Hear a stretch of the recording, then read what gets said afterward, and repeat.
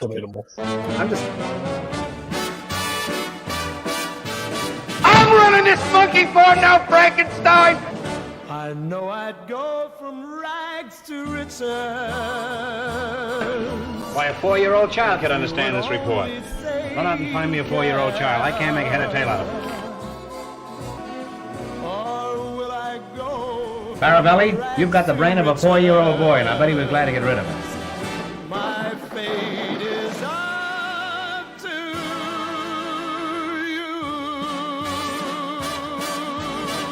Now, I'd be shitting my pants if I was you. Hello, everybody. Welcome back to Your List Sucks Top 100 Seeds 2022. We're down to the 20s. Going to crack the top 20 today.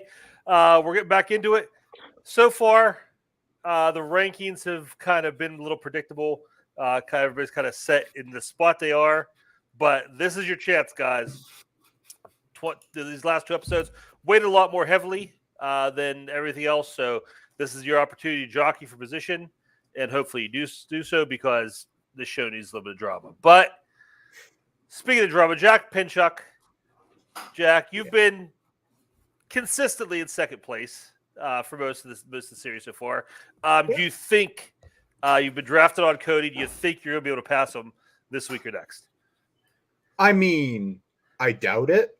You and Cody are very in tune with your movie taste most of the time, and it's the top 20. So I feel like there's going to be a bit of overlap there for taste-wise. But no, I think I'll do fine. I'm very excited to talk about a lot of these scenes. We'll see how it goes, I guess. All right. Now, the man who has finished in first place through most of the series, Cody, you feeling comfortable at this point, or do you feel that you might have to turn things up a notch to maintain that position from these three other hungry participants right now? Okay, there are one possible hungry participant, but he's checked out weeks ago, and he also has 2 Lord of the Rings scenes coming up, so I guarantee to pass him there. Listen, I'm so confident I'm going to use my time. Listen, we all follow somebody on Letterboxd. His name is Kaleb Koho. Someone has to stop him. Someone has to. There is no possible way that he has seen Finding Nemo 12,000 times in the month alone. Listen, people that have children in this community, all put on a movie for the kid. I don't log a movie every time my kid watches a movie in my house. It doesn't happen. And his reviews are trash. He's ruining the timeline. He's about to get blocked on there. I want somebody to reach out to a wellness check, find something out for him, because he has watched Finding Nemo and Monsters, Inc. upwards of 12 times this year alone, and it's been in the last 2 months. Kingsman, do something about your boy. I don't know what's happening, but he used to just change his hair from time to time. Now he's ruining Letterboxd for me, and I can't have it. What's the nice name? And what's this review? What is this? Yeah, what is this review? Can somebody explain? Oh, this is a nice name. I don't get it. Boatman, can you help us out? I'm willing to take time away from the show because I'm going to know the 28th time. Apparently, it's a stupid inside joke between he and his friends, and I don't even know if this friend follows him on Letterboxd. Are they on Letterboxd? I don't know. Sully was this question. Well, let me tell you. We all thought he knocked somebody up. That's why we thought he was posting that. Apparently, that didn't happen. But that's what is literally. He's going to run out of names in Monsters, Inc. He's going to run out. It makes no sense. I will go back into my corner. Thank you. They have a bunch of nice names, I have to admit, from his reviews. It's so weird. Special guest Kaleb Boatman behind the scenes. Thank you for being here tonight, Kaleb. They say there's no such thing as a wrong opinion. Let me introduce the man who proves that statement absolutely false, Jake Marangoni. Wow.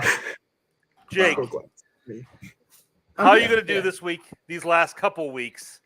Are we going to see a big surge? Are you going to turn things around? Have you gotten Spider-Man and Hulk and Jackass out of your system? Or are we going to start to see the real seeds at this point? Spoiler alert, there are no more Hulk scenes. That's my spoiler. There are no more Hulk scenes. I hope everyone's happy with that.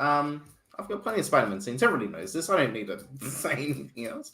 I mean, I think I did well last week. I had some real favorites of mine, but I had some. I think you would admit I had some good quality scenes in my my 21 to 30. But we'll see how this goes this way. I think this honestly might be better. We'll see. And if you didn't watch the end of the show last week, I figured Jake out. It's a bit. It's totally a bit. This is a character he's playing. No one could love the Hulk as much as Jake honestly pretends to.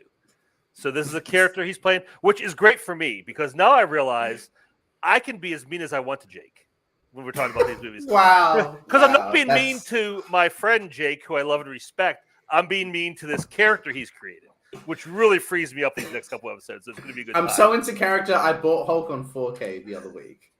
You're committed. I love it. Like I said, you're Andy Kaufman. Scott, you've been in an interesting position. Like you haven't been at the bottom, but you haven't been at the top much.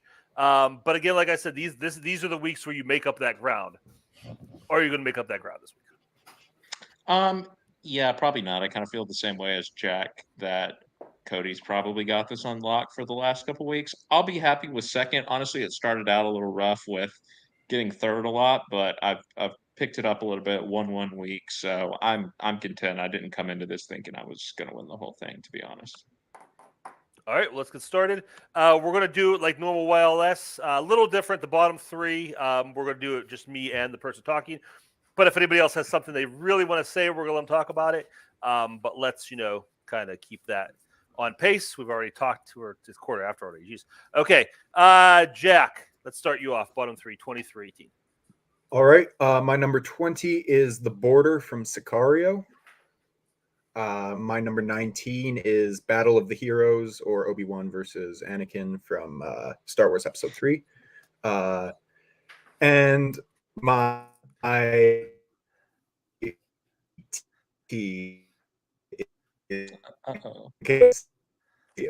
afternoon, good evening, and good night from The Truman Show.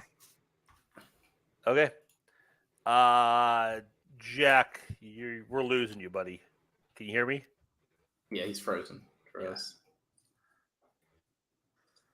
I'm definitely not losing now. Look at that 19. What a gem. This is going great. Not the best. We just skip him and then come back when he. Yeah. What we'll do is, Cody, let's do your bottom three, and then we'll come back. Okay. So my number 20 is The Sponge is Dry, The Green Mile. My 19 is The Defense is Wrong, My Cousin Vinny. And now this 18, before we pull up 18, there's been a problem on this list for a really long time. I have been on the opinion of Jack has been lazy, went off his Google and Googled his own this list and come up with it. I even called one of his picks completely basic. It's like a chocolate chip cookie, but I want ice cream. Not knowing that it was also on my list and I just couldn't see it one day, I did the opening to Raiders of the Lost Ark. That's my 18. All right. So, I guess I can go through my list, or you want Jack to go through his now? No, you go ahead. Just do all yours, and we'll go back to Jack. Okay, so number 20, the Sponge is Dry. Arguably one of the hardest scenes to watch in film for me. It's really a hard scene, but I think it's a very powerful scene at the same time. Percy, one of the worst human beings alive in any movie, is running the execution for, I can't think of the main character's name, but he is to, wet the sponge, put it on the inmate that's going to be riding the lightning, and he skips the step. He knows it. He clearly goes to dip it. He doesn't. He puts it in. They start doing the electrocution. It's affecting John Coffey also inside his cell. Like, as soon as he knows something's going on, he feels everything around him, basically. Hanks and all the guards know instantly what's wrong with him, and he basically has to just step through this, why he's alive, getting shocked to death and going through the pains, because Percy, he's also a scumbag the entire movie, but this is like his ultimate moment. Hanks goes to turn it off at one point and goes, the guy's still alive. You can't turn it off when he's cooking. Like, it's just like where it is. You got Sam Rockwell in his cell, like acting John Coffey, the lightning, and then Hanks like makes him watch. Like Percy tries to turn away because it's even making Percy like sick to his stomach, and he's like, "No, you watch what you did." Like makes him sit there and watch as he like catches on fire. Basically, it's a super hard scene, but it's also probably the most impactful scene from the movie. I know Jack had it, so go ahead. Yeah, it was my 77. This scene is just absolutely difficult to watch. It's Percy is a monster. He is the person in film that I hate the most. There is no one in film that I hate more than Percy. I would love nothing more than to punch him in the face. In a fictional character, Scott. I go with Jenny. You go with Hitler. That's a fictional character. Just stop. Okay, stop. He's Okay. literally a character. Anyways, this is the scene that I think of every time I think of the Green Mile, and that's an achievement because there's a whole host of incredible scenes. Also, Coffey's execution, but it's this scene that is just so brutal.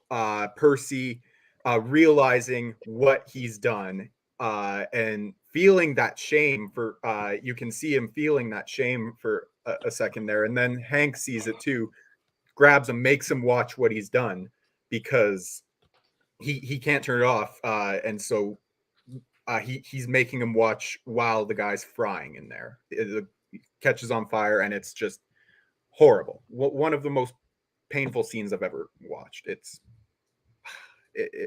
an incredible feat from Darabont as a director, and the performances from Hanks and Percy and everyone involved. It's fantastic. My 19, the defense is wrong. This is the best scene from My Cousin Vinny, in my opinion. Basically calls Miss Vito up to the stand to be a witness on automobiles, not mechanics, but automobiles. And he sits there, and I can't think of the other guy who plays the attorney, but he's basically like, well, let me prove that she's not an expert in this field, and starts testing her.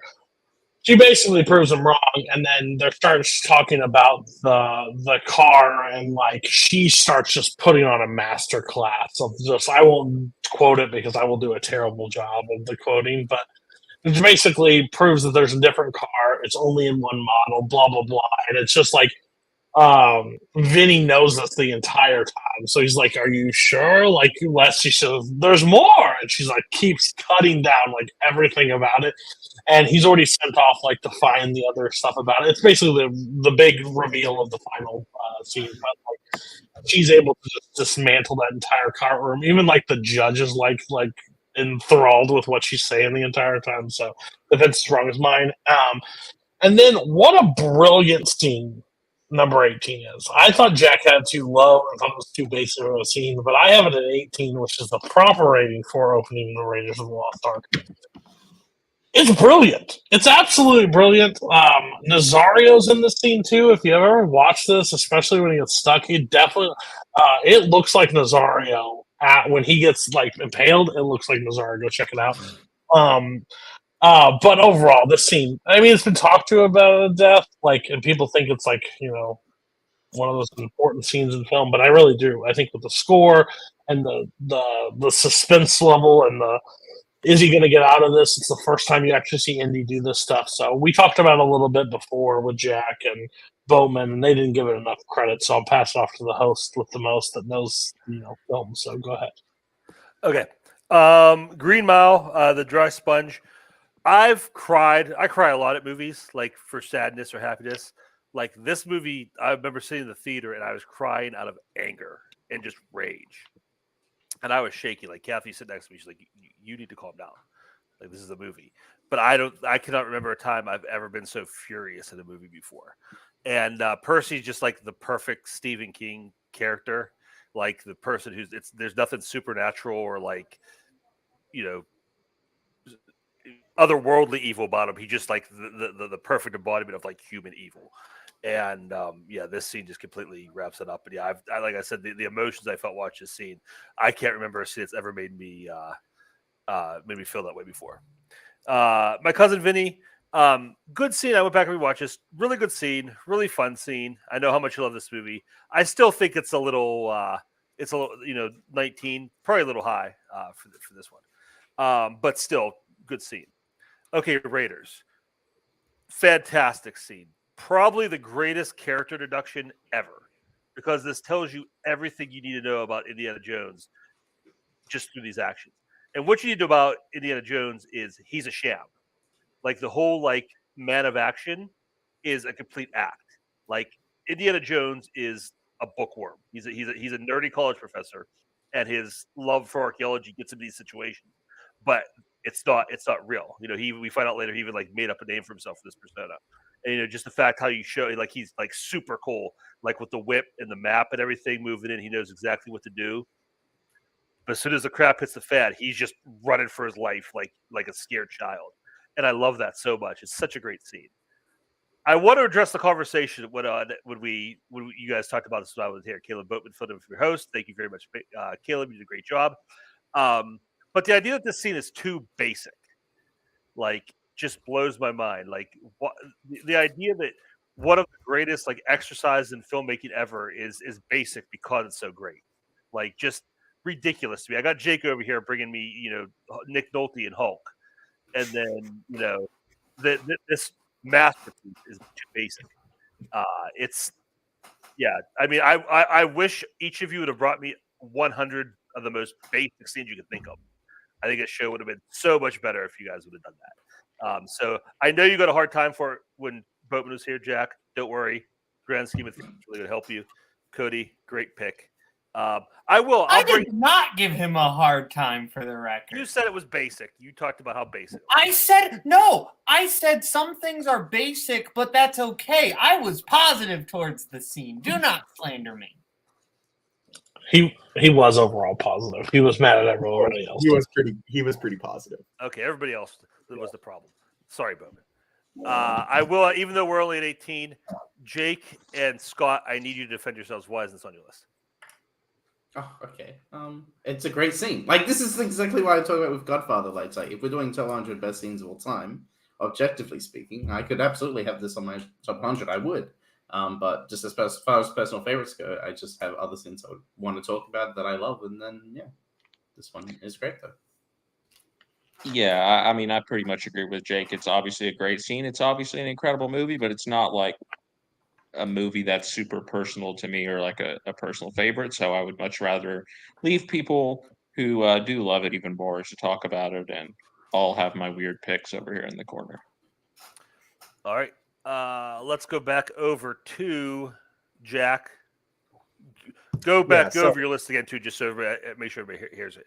For sure. My 20 is The Border from Sicario. My 19, Battle of the Heroes, Star Wars Revenge of the Sith.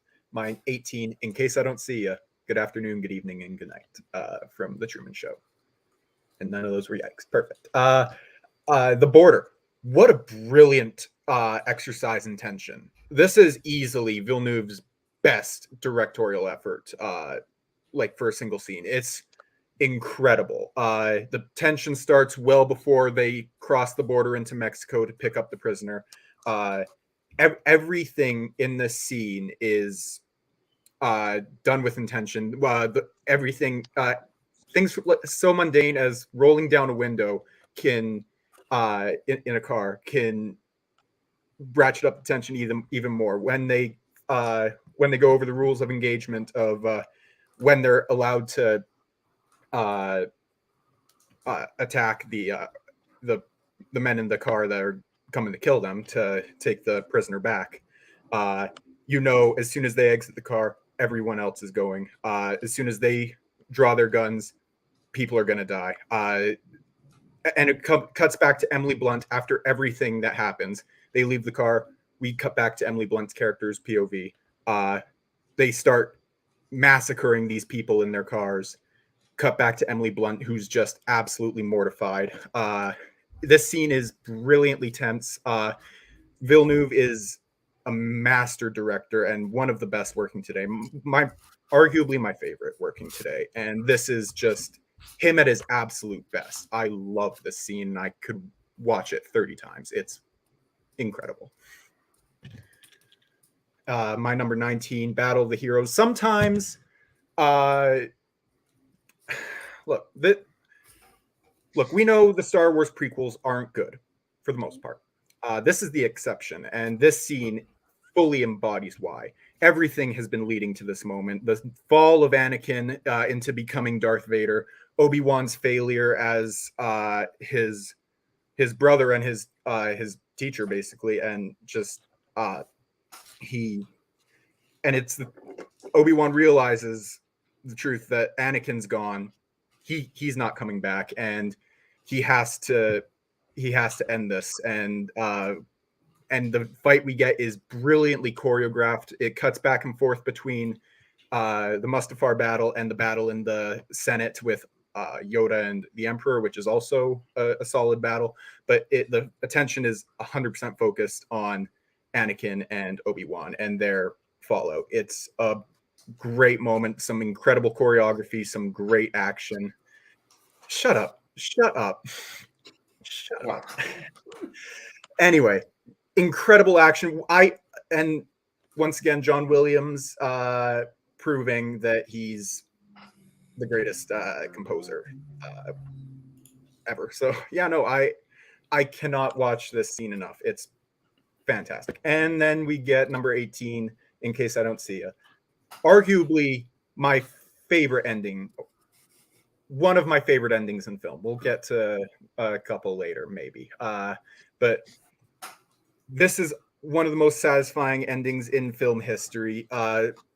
Truman, realizing that his entire life has been a lie, has decided to do something about it finally. And he goes and he escapes, and he's at the door. And Christoph, played very well by Ed Harris in this film, decides, you know what, I have to interfere and try to keep him here, so that the show can keep going. And Truman, done with it, delivers his like most quotable line in the show. In case I don't see you, good afternoon, good evening, and good night. Takes his final bow and steps out. Just the ultimate fuck yes moment in movies for me. And I honestly, I tear up sometimes. Just it's such a great, satisfying moment. I love this scene so much, and Jim Carrey is just fantastic. Okay, number 20, solid scene. Yeah, super tense. I love the way it's shot and just the way like that realistic, point of view of seeing how they handle this and calling in. What are the rules here? What are the rules of engagement? What are we doing? And then just like that kind of like fog of battle type of thing. And just I love when the scene opens. They just pan over that line of cars just so you can see how deep in they are, like how they have absolutely nowhere to go. And then you see all that stuff going on. I think it's a little high, just because it does the tension really well. I just think there are a lot of scenes that do that better. So I think 20 is a little high for this, but still a really good scene. 19, Star Wars, Anakin versus Obi-Wan. From a technical standpoint, great looking fight. But I've always said that I prefer, when you look back at like the original trilogy, like specifically Return of the Jedi, and you watch that fight between Vader and Luke. It's not as flashy, it's not as showy. There's not as much like cool like flips and everything going on. But character wise, like it's so much deeper because it's the fight's about them and what they're going through. It's not just about the coolest flips. And I think that's what we're missing from the Anakin Obi-Wan fight is other than again the kind of cheesy dialogue that Boatman brought up, you have that. You don't really have that, like these people, they grew up together, they're brothers or father and son or whatever, and it could be any two people who are skilled with a lightsaber fighting. So I think that really takes away from the impact of it for me personally. Cody, you wanted to comment on this as well. Yeah, Jack's gonna jack at the end of the day and put this. I just love where his pairing is and what things he left off. I think this is just the terrible. If you want to put this in your list, that's fine. I just think it's the most meme to death thing of all time right now.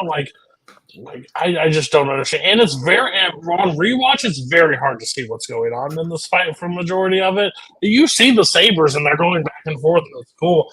Best part is when it gets cut in half. But other than that, just weak. But just like this competition, I have the high ground now. So the sucks for Jack. You put this at 19. Okay, and number 18, The Truman Show. Great ending to the movie. My whole thing with The Truman Show is I don't connect with that character. When I'm watching this, I'm so much more interested in everything else going on around him that I would rather whenever the camera's on him, show me everybody else. I want to see what everybody else is doing. So again, it's a great ending and a great wrap up for the character. I'm just not as connected to it. I think it's not bad, but 18's super high for this. So that's Jack. We got Cody already. Jake, we're moving on to you. Your bottom three. All right, my number 20. I was Jackson earlier. The ending, the climax, the three-way duel in The Good, the Bad, the Ugly. I think Cody, you had that right. All right. 19, in particular, Jake Mangoni fashion, the Unity Day Festival attack from Spider-Man. And 18, also yikes earlier, the finale, the ending from Whiplash. Caravan. I had it. Yeah. 20, yeah. Three-way duel is just one of the most iconic scenes in film history. I know we're talking about personal favorites, but this is legitimately... This is my favorite Western, and I love this scene and the build-up, the tension. The music by Ennio Morricone is just... It may be the best film score in film history, as far as I'm concerned. It's definitely up there. Everyone talks about how long the movie is, but this is kind of the microcosm of the movie in that it's all that build-up to the very end of the payoff, and it's a good 10 minutes of build-up, but you are never bored. You're just so riveted by these three guys walking in the spot, getting their guns ready, and it's just about this treasure, this money, and the Confederate gold in this in the bloody I can't remember, the cemetery, and just the tension, the way Sergio Leone just frames his shots, from his wide shots to his close-ups. You just feel everything from just the close-up of everyone's eyes and the way it moves. And you just know who's who, and just the build-up, the music, and then we have the end and the shootout. And it's quick, but it just gets to the point, and you just know that Blondie is always the smartest one in the room. Absolutely fantastic. Just absolute powerful movie sort of cinema is here in this scene. Number 19. Oh, wait, yeah, sorry. Yeah. Yeah, I had 85. Jake's actually the reason I actually watched it for a while. That's early on. I'm with you 100%. I think when you think of shots favorite and iconic, this one is it. The score mixed in with the close-ups and everything, you feel even when I kind of knew originally for what was going to happen, still just on this edge of your seat to see who pulls gun, who shoots first. It's a brilliant scene, and yeah, it definitely gets a bad rap for the runtime, but overall, the scene is worth every bit of watching that movie. It's so good. So yeah. Number 19, the Unity Day Festival attack. I had to include the scene from Spider-Man. When I can't remember the specific first time I watched Spider-Man, but watching it and wanting to build up between Green Goblin and Spider-Man was very much in my mind of when it gets to the Unity Day attack, this is what I wanted for this movie, is to see Spider-Man and Green Goblin fight. And just the way that it sets it up, you have MJ and Harry up in the top of the building, then you just have Peter's spider senses going off, he has no idea what's going on, and then you see something in the far distance coming closer, and you're what is it? Oh, it must be new this year. And then it's just this whole build up, and then you got the pumpkin bomb explosion, and then just causes all this anarchy and chaos. You've got that shot that's very echoing Christopher Reeve's Superman, where he rips off his shirt to have the Spider-Man suit. Just iconic shit I absolutely love. I love the way the Green Goblin kills the board of directors by turning them into skeletons. That shit has been ingrained in my in my head forever. Just the way that you've got the all the extras just like playing it up, especially during the whole fight between Goblin and Spider-Man. You got the one chick who is the producer's daughter going, "It's Spider-Man" as he comes in. Just campy shit that's so much fun. It's great, and then you have the whole part where he captures MJ, and then you have the little moment between them in the garden. Absolutely fun stuff. It's just what you want to see in like a superhero movie. It's like is great action. Well done by Sam Raimi. Fun stuff. And then 18, the Caravan finale from Whiplash. Whiplash, yeah. I mean, this is a movie that had so much hype built going into it, and when it gets to this, I'd heard the third act, or at least like the last 20 minutes, was just like absolutely incredible filmmaking, incredible just like to watch. And when it gets to this, and you have him come out onto the stage and just starts playing Caravan, and you're like, wait, what? And that's when that's when I really, at least, like really connected with the movie and just got like, oh yeah, it's about to do something that I was not expecting. And the whole Caravan, and how Andrew just gets the entire band to join with him is just great. And you have Terrence, who's just like has no idea what exactly to do. You have the part where he's like gonna say, "I'm gonna beat the shit all." I can't remember the exact words, but then he like hits him with the chime or whatever. I can't remember. I don't know drums, but just the whole build.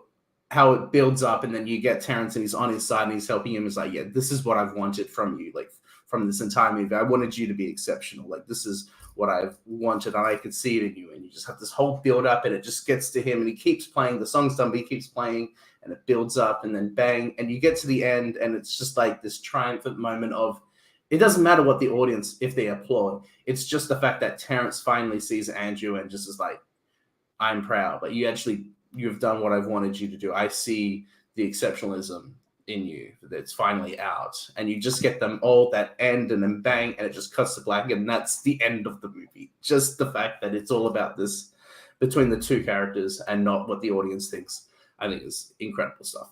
Just the magic of the movies is right here. I had it as well, I think somewhere in my 40s. Yeah, I mean, the only other thing I want to add is, yeah, the last shot of just like their eyes. And, you can like tell that they're like kind of smiling a little bit. But I don't know, like it's not as triumphant for me, because it's like, yes, he has finally achieved what Terrence has has been trying to get out of him for the whole movie, but what has it cost him? And that's what we don't know, because it fades to black, and it seems like the intensity, everything, and just all the other events of the movie, he may be worse off as a person going forward, even if he's better as a musician. Is the trade-off worth it? It's just, things that the audience has to think over. But it's an amazing scene, and Damien Chazelle knows how to make an ending, and I have heard that the ending to Babylon is like one of the most insane things like ever. So I can't wait to see it. Anybody else have this? Okay. Good, the bad, the ugly. Yeah, great scene. I love the way it's shot, just with like the way they use the camera to show you like the distance and the space between them, and you just that wide, like just widescreen. Take full advantage of it. The music and the build up. It's like you want it to end immediately, but also you want it at the same time to never end, because it's so good. And just the acting, completely silent scene dialogue wise, but just so much great face acting and eye acting. Like nobody's really hamming it up. It's very subtle, but you just get everything you need off of all of them. So yeah, and I love how it ends, where it's like you said, like Jake, that just Blondie had it set up from the beginning to in his favor by taking advantage of Tuco. I love when he shoots Lee Van Cleef. He shoots him. He rolls in the grave. And he takes his gun. He like shoots the hat, shoots his gun, puts everything in the grave with his gun. Yeah, fantastic scene. Great pick.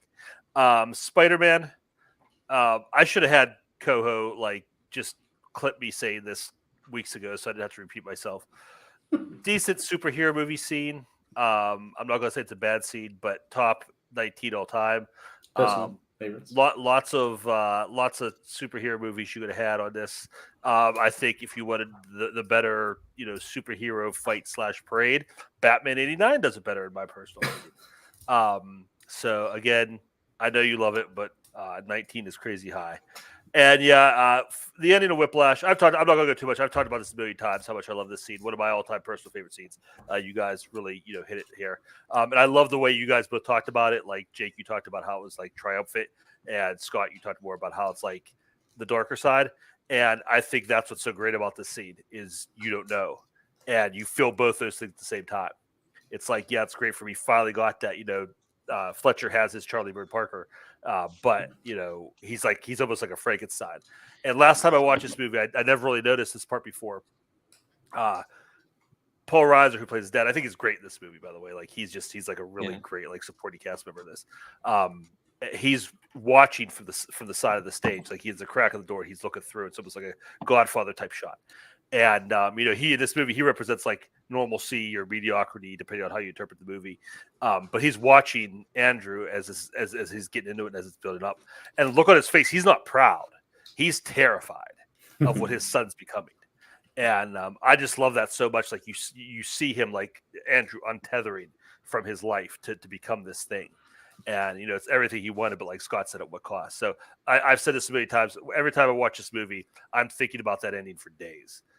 It never fails to just impact me, and I never have like the right answer to it. I'm just mulling it over, and that's exactly what it should do. And so yeah, great pick on this one. So that was Jake. Scott, over to you. 20 through 18. All right. My 20, we're going back to Little Women. This is the I'm Just a Woman scene. Number 19, this is probably a yikes, but I have the Vivaldi Opera House sequence from the end of Portrait of a Lady on Fire. Yikes. Oh. Mm-hmm. And then number 18, look, it's Damien Chazelle again. I have the moon landing from First Man. All right. My 20, Little Women. Yeah, this is like the centerpiece scene of the movie, and it's actually not even in the book. Meryl Streep actually wanted Greta Gerwig to write this scene to sort of emphasize the position that women found themselves in at this era, and marriage being an economic proposition, which is some of what this scene is about. So I don't know if this is a real argument that people are saying that the writing, Louisa May Alcott deserves all the credit or anything. Again, I don't know if anyone's actually saying that, but if you are, well, this scene, which is the best scene in the movie, is all Greta. So, and the dialogue is great. Again, it's straightforward, but it's like elegantly written. But everything else about the scene is great too. Like the blocking is really great. Like I love how like he runs over to the chair. Laurie, Timothy Chalamet's character, like really like runs over to the chair and like is goofing off a little bit, and like it makes Amy laugh even when she's in like this serious mode, like, I'm trying to be taken seriously. I've grown up now with what I'm saying. There's like a little moment where we see like her inner child come out. And then like her speech, I mean, Florence Pugh like delivers that perfectly, the, marriage being an economic proposition. And, obviously these characters go on to have a romance. This is like the scene which really crystallizes it. And it's not even as much in what they say, again, as it is what they do. Like Laurie really starts to like see her as a different person, as like an adult person, and sees her like really standing up for herself in this scene, and like he like sort of falls for that. And I love the little note that the scene ends on, which is where she's going off to meet Fred Vaughn, and she's like about to leave, and she asks him, how do I look? And he says, you look beautiful. And then he like pauses for a second and goes, you are beautiful. And you see like that little change in dialogue is like, it portrays so much about his character that now he is like looking past just the exterior, and he like sees that she's actually a grown up, like mature person, and that's the person that he falls in love with. So there's so much going on in this scene, and it couldn't be more perfectly orchestrated by Greta and by the two actors in the scene. So I love it. 18, the moon landing from First Man. Yeah, this scene was like one of the most amazing things I've ever seen in a theater. And I don't even love the movie all that much, but this scene is amazing. Like it, of course, I wasn't alive when this event happened, but it really made me feel like the emotions that people must have felt in 1969 watching, Neil Armstrong and co land on the moon for the first time, like watching this landmark achievement in human history. the score by Justin Hurwitz, it's one of my all-time favorite movie scores. Like the way that it's just slowly building up with these strings, and then the first shot that you actually get of the whole moon, like, is when it crescendos, and it is just chills every single time. But it's really intense. Like the travel part of it is really intense. There's these sirens blinking. You don't exactly know what's going on.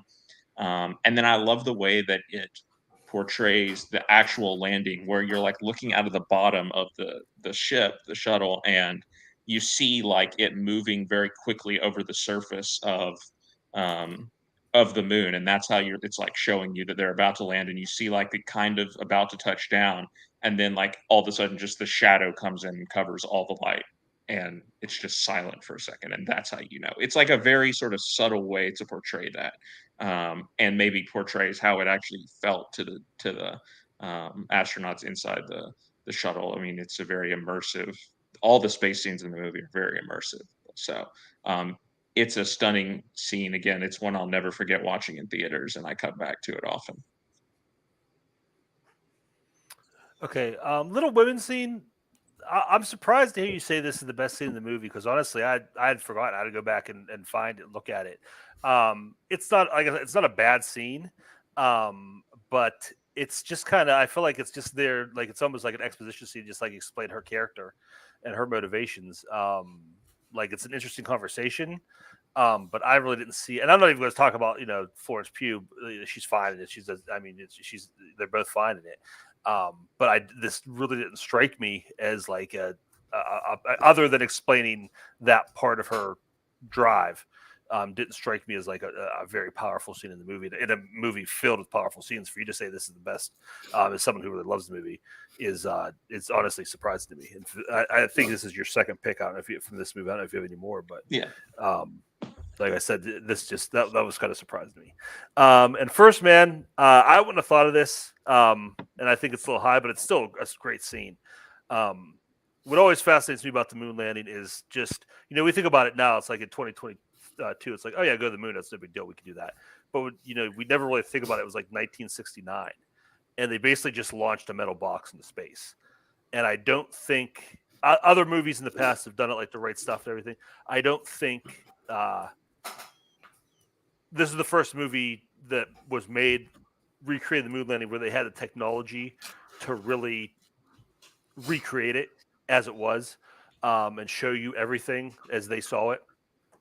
So I think that's really cool. And just showing inside, like there's the scene where they're at the control panel, and it's just like knobs. It looks like knobs on your stove, and like plastic knobs and like buttons, and just like, how in the world did you go to the moon with this? So I think that just makes the achievement seem that much greater, but also just really cool just to get that firsthand experience of, what it looked like to them, what it felt like to them. I think that's a really good job of communicating that. So that's the bottom three. Getting into the meat of it. Jack, your number 17. All right. My number 17 is Leonard and Paula's dance from Awakenings. Yeah, this scene is a total punch in the gut for me.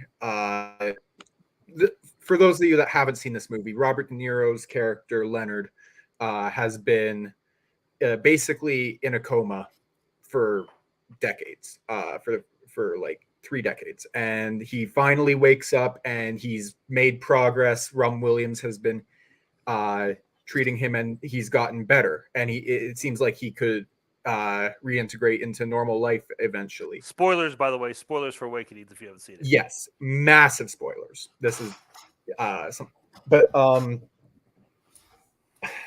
but then the symptoms start to come back, and he starts to shake violently again, and he knows that he's going to go back to sleep, and there's nothing that he can do about it. There's nothing Robin Williams can do about it.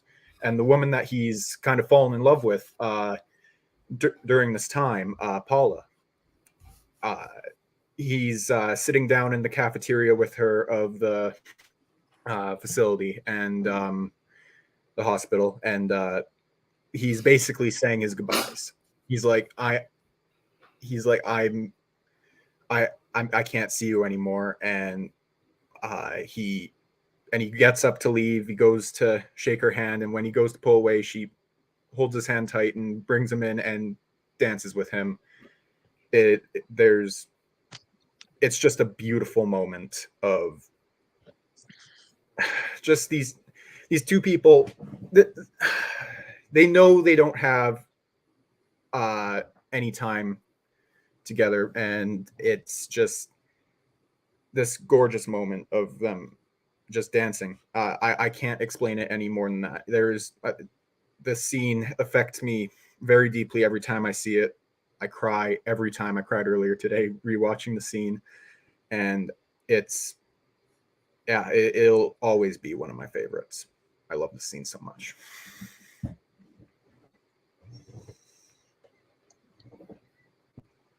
Muted. My only problem with this scene is that I think that Penelope Ann Miller's character and their relationship is a little underdeveloped. So that takes away from some of the oomph for it for me. Other than that, I think it's great. Just because, like you said, like the scene opens up and there's two of them eating, and you see him. He's regressing. Obviously, physically, you can tell he's regressing, and he's having a conversation. And she's just telling him like, "Oh, what did you do last night?" She's like, "Oh, me and my friends went out. We went dancing. We went here, there." And he's like, "Oh, that sounds really fun. I've never done any of those things before." So they talk a little bit more. He's like, and like Jack said, he tells her, "I'm not getting any better, and I'm not going to see you anymore. I don't want you to see me like this." And he gets up to leave, and he shakes her hand, and she pulls him in, and they just start dancing. And he's trembling and tremoring like very violently, up to this point. And as soon as she pulls him in, he starts to settle down. And there's a moment where he's completely still, and he's kind of like back. And that's kind of connected. And they've made a point up to this point in the movie where physical touch is kind of like his marker, like that's what kind of brings him back out of his spells and what helps him recover. And just that moment with her, it's a little fast too. That's the other thing. Like it kind of ends a little too quickly for me. But other than that, really strong scene. Anybody else seen Awakenings? Anybody have anything else to say about the scene? I haven't seen Awakenings. Me neither. Movie is super powerful. I suggest anybody. The only reason I didn't include it is because overall, like, I think it's really hard to, like, when you break down the scene by yourself, like, this is a great scene to choose, so don't get me wrong.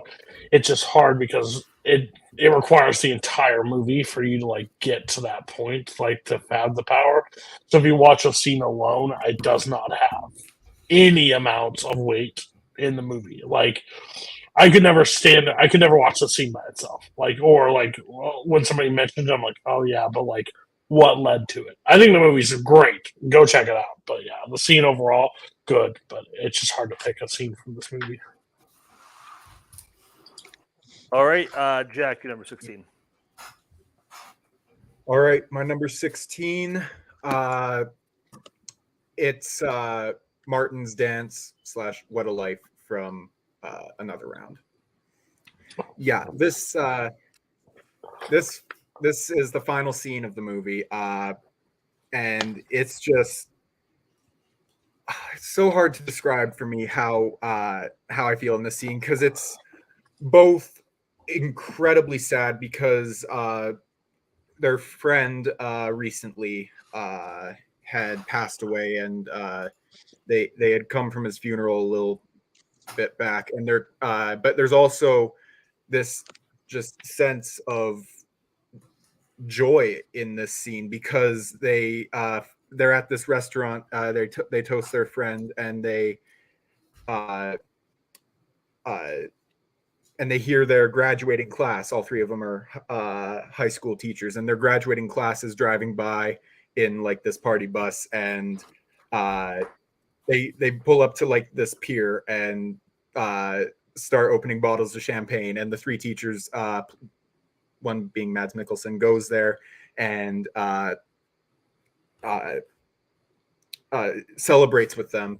And it's just, at this point in the movie, they've mentioned a few times that Mads Mikkelsen's character, whose name escapes me at the moment for some reason, used to dance when he was younger. And the entire movie, they had been like, hey, maybe now. But no, it's saved until this moment when he finally dances, and it's the most fun moment in the movie, but there's that little tinge of just sadness to it. Mads Mikkelsen is phenomenal. I could honestly just watch Mads Mikkelsen dance for a while. It's just a fun time. It's a very complex. I never know how to describe how I feel while watching the scene, and even describing the scene itself, it's a little challenging for me. But also, you've got the song "What a Life" playing in the background, and that's a fantastic song. So check that song out if you haven't already. So for context, Kirk and Cody are not listening because they have not seen the movie and they don't want to get spoiled. I have also not seen the movie. Wasn't really paying attention, so that's just as good as not listening, I guess, because I still do want to watch it. Jake. I've seen the movie. Yeah. This is a great scene. This is a great ending to the movie. I don't want to go too much into spoilers. I'll just say that it's a very triumphant moment for the main character and sort of an evolution for the character, because throughout the movie he's been asked to dance and he won't, and then this is sort of the moment when he finally gets to live a little, and it's great. And it's also good with the parallel with his relationship with his family, and that kind of plays up into the movie. But yeah, the dance is just also just incredible. The choreography of the way he dances, the way he jumps out of the and dances, like, it's really great. It's awesome. Yeah. Also, that final shot is fantastic. The final shot is great. Yeah. All right. You can come back, Kirk. Okay. Yeah. I didn't listen because I don't want to spoil it. I thought it was the same. Okay. So, Jack, give us your number 15. All right. My number 15 is Baxter finds Fran in the apartment from the apartment. This scene is another gut punch. Spoilers for the apartment if you haven't seen it for whatever reason. So at this point, Fran is at Baxter's apartment with Mr. Sheldrig and her boss, Baxter's boss. He leaves her there because he has to leave, and so he just leaves her there. Gives her some money to go home. She goes into the washroom, sees a bottle of sleeping pills, takes the entire bottle basically, and Jack Lemmon's character, Cece Baxter, comes home with another woman, and the scene starts with him kind of just doing his Jack Lemmon thing, as he's like trying to clean up the apartment, as he realizes, oh, they left the gloves here. Oh, they left the record player going. And then he tosses the gloves into the bedroom, sees Fran, closes the door, realizes what he just saw, and then goes back in, and he thinks she's just asleep. And he tries kicking her out. Nothing's working. So he grabs her hand and tries to pull her out of bed, but he finds the pill bottle, and he realizes what's happened. And so he rushes to his neighbor, who is fantastic in this movie, by the way, who's a doctor, to get his help. And the lack of music in this scene helps ratchet up the tension even more. It's a brilliant moment. It is the turning point in the movie. Jack Lemmon, it stops being at this point, I feel like it stops being the comedy and is at this point just drama, because a woman has just attempted to commit suicide in Baxter's apartment, and the tension in that scene is incredible. I love this scene so much. Lemon is fantastic in it. The neighbor, whose name escapes me at the moment, is fantastic, and Shirley MacLaine, she's a little out of it in this scene. Well, once she wakes up, once they get her awake, but her performance in this scene is also incredible. I can't recommend this movie enough if you haven't seen it. This scene is fantastic. Cody, I think you had this earlier, maybe? No? Okay, I'm missing. Okay. I thought I had. Yeah, like you said, this is where the movie takes a hard left turn. Up to this, pretty much just a comedy, a little skeevy, but it's a comedy. And this is where it goes dark. I like the scene. In general, like, I don't love this movie. I like the movie a lot. I just don't love it as much as everybody else does. I don't know if this is the scene I would have went with, but it's still, like you said, it's the seminal scene, pivotal scene in the movie. Everybody else saw in the scene in the apartment. Yeah, I'm weirded that this is the scene that you picked. Like, Mine, I'll admit, it's not like the ultimate, but it's like when he finds out about like all the stuff that he's been doing behind her back, like, and she's not special, like at that point. I would have picked the ending where they get together and they play. Because you have one scene from each movie, so if you're gonna pick a scene, I think them like celebrating like together and playing the guards and drinking, like I think that just is like the heart moment of the apartment. But when you said it, I was like, oh, maybe it's not, but no, it was a different one. Yeah, I don't love the scene. I like the scene because of what it makes in the movie, but I don't love the scene. Yeah, seems all right. It's been a while since I've seen it. Yeah. I still have never seen it. Sorry. I know. It's okay.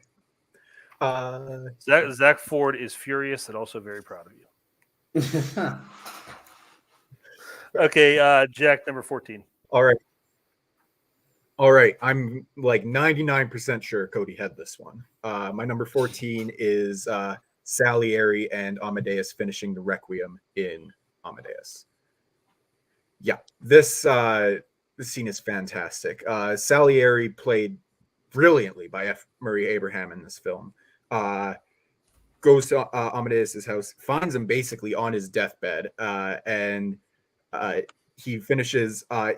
He goes and I didn't rewatch the scene and I should have, but he goes and he starts writing what Amadeus is telling him, and he can't keep up with Amadeus. It's he's on another level here, and when he finally writes notes down, he sees what Amadeus is doing. He everything clicks for him, and he realizes exactly what's happening. And meanwhile, he's basically out there. He's in this room with him, basically while he's dying, just saying, "Keep it coming, come on." And it's a brilliant moment for this character because Salieri has this hatred and respect for Amadeus, and that is not exemplified better than in this scene. I think it's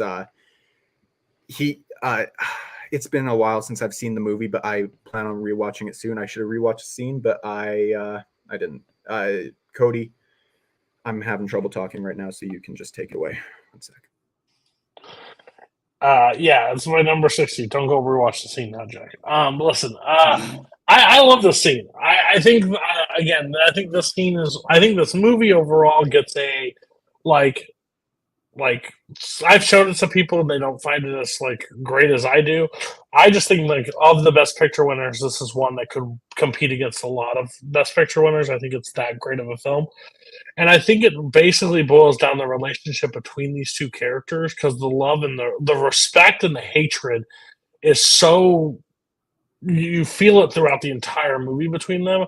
And it even comes down to this final scene with them is basically, as I've always just like described it as, he's like juicing him as he said, he is dying and he is wringing out every last bit of him like onto the papers why he dies, like in front of him. No, there's nothing else, like no rest, no like thing, no, we're just going to work and keep it going, and he's just like dying there. And I think it's just such a powerful scene because as the music cues in, as he's like no, not that, and he like does it, like shows how brilliant, how talented he is. I think it's absolutely a brilliant. It's 60. It could have been higher on my list, but overall, it's a scene that just makes me sad, but also like shows how powerful like of a composer he really was. So yeah, I love this scene. I love this movie. Yeah, one of my favorite things about the movie in general was just the relationship between these two and just like the different viewpoints they have with their relationship. And I love where it comes ahead here because basically at this point, Salieri is planning on killing Mozart. And when he shows up, Mozart's like, listen, I need your help. You're my only friend. You're the only person I can trust. And it just is like, just shows you how just on completely different wavelengths they both were. And I love that so much. And I read it a different way than you do, Cody. I don't see this as Salieri ringing him. I see this Mozart ringing himself out. He's pushing himself. Because I think there's even a point where Salieri's like, you need to rest. He's like, no, we got to keep going. We got to finish this. And just to me, I think it's amazing that anybody could write a symphony at all. Like somebody could write a bad symphony, but just for someone to write something that perfect, and just to see the work, like how the sausage is made, basically, where he's like, okay, now the horns come in, and this note, that note, and just like they're speaking the same language, that musical language, but Mozart is just so much more fluent in it than Salieri is. That he sees that, and like you said, he's finally coming to respect it and really just respect it's at this point. I think for him, it becomes more about the craft and the product, what he produced more than the man himself. But yeah, fantastic scene. Another one Scott and Jake didn't have. Tell us why. Wider different scene from the movie. Great scene. I've seen the movie once. It's just not really something I have a personal connection with. I had a different scene from the movie, and I do like my choice better still. But I mean, yeah, I kind of regret not having it, but there's only 100 spaces. But it's it's so good just watching them in sync together. And from Salieri's perspective, it's like a fulfilling moment for him because he's had to watch all of and be frustrated by all of this brilliance just sort of from the sidelines, and now he gets to participate in it in a way. So he actually gets to sort of play a role, and I think that goes a long way towards him softening a little bit towards Mozart in his final moments there. And so it's a great moment of everything coming to a head. For the record, I've been the maestro for 2 years, and I just hadn't seen Amadeus until 2019. All right, let's go back over to Cody for your number 17.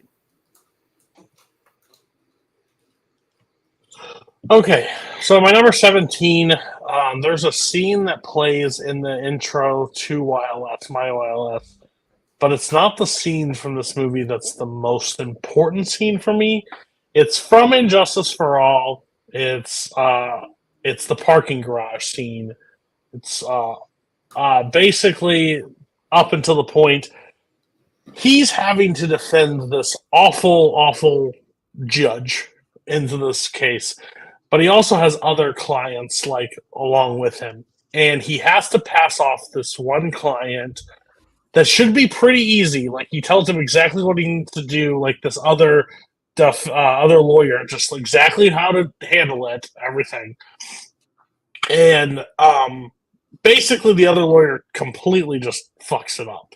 And he gets sentenced. I don't know how long he gets sentenced, but he does get sentenced.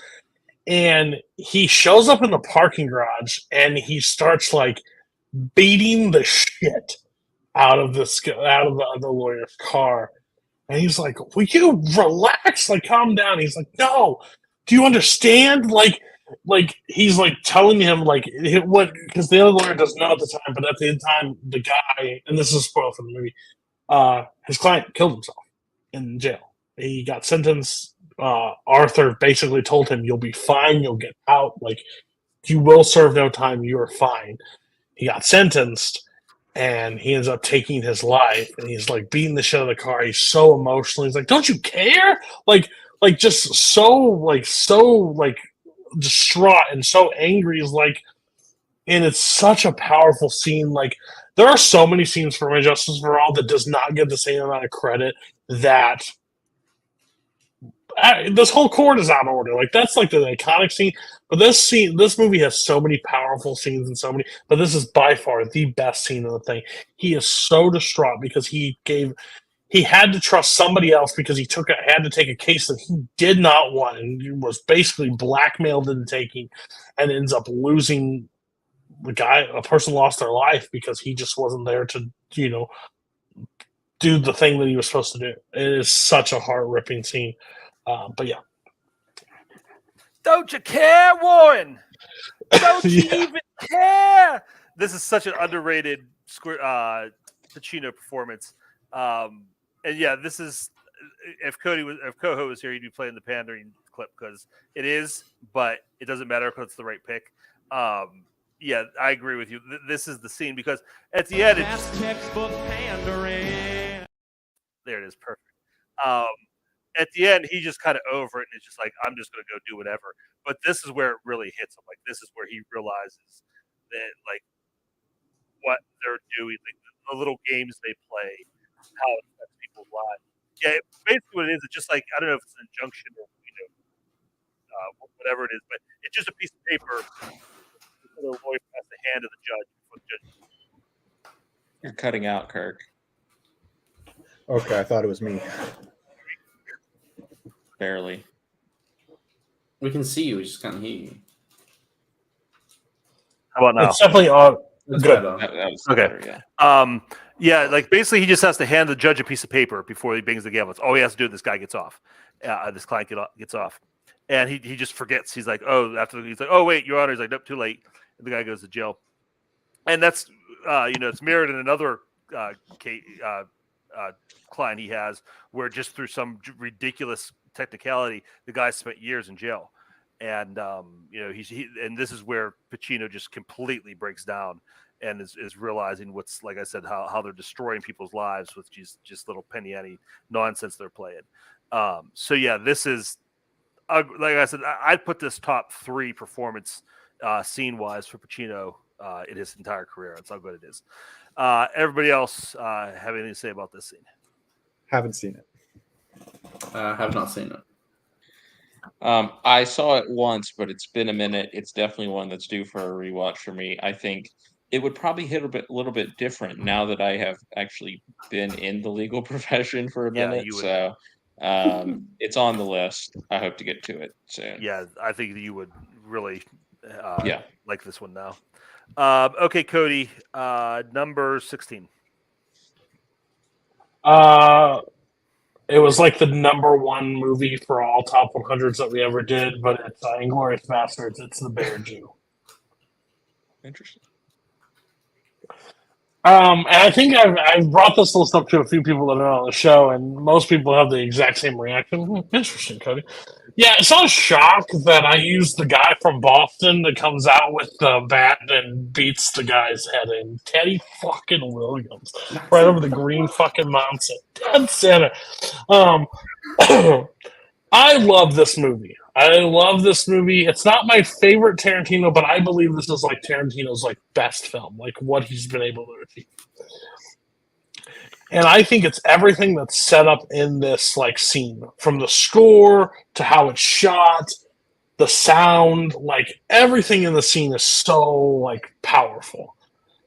When he basically tells him you're going to take that Wiener Schnitzel finger and point where the other troops are, and he's like, and he tells him, "No, I'm not doing that." And it's like, for country, or what? He says something for like honor for country or something. And he's like, all right.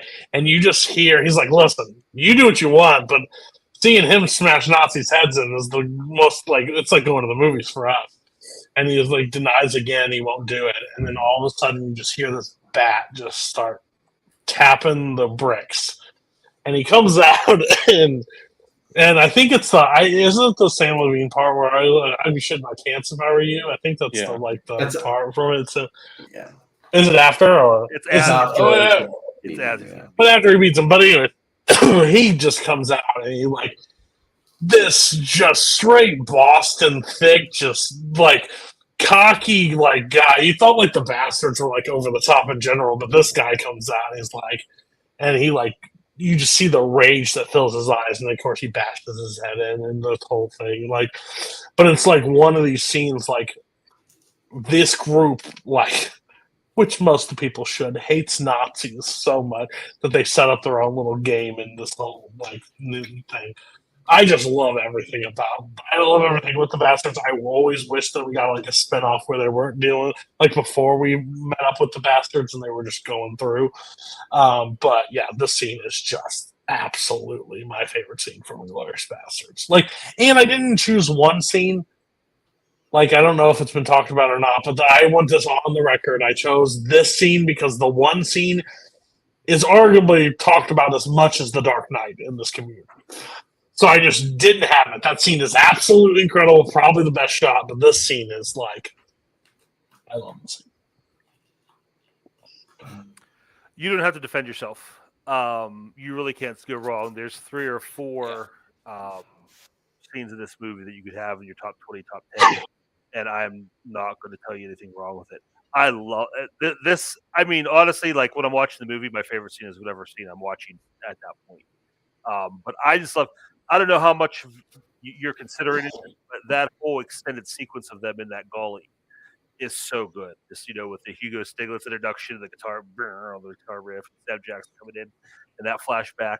But yeah, that's so good. You just sit there, just like they've just slaughtered. There's like the ground is littered with bodies, and they're just laughing and joking, and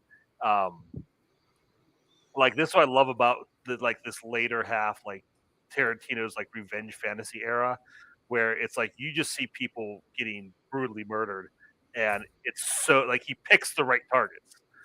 Like he picks people you want to see have horrible things happen to, and just their attitude, like their nonchalant attitude. He's like, put it on the map where they're at. He's like, no, he's like, well, tickle to death to hear you say that. Watching Donnie smash Nazi's head is the closest we can go to the movie. In the line, he says that he goes, Donnie, we got a Nazi who wants to die for country. Oh, Oblige.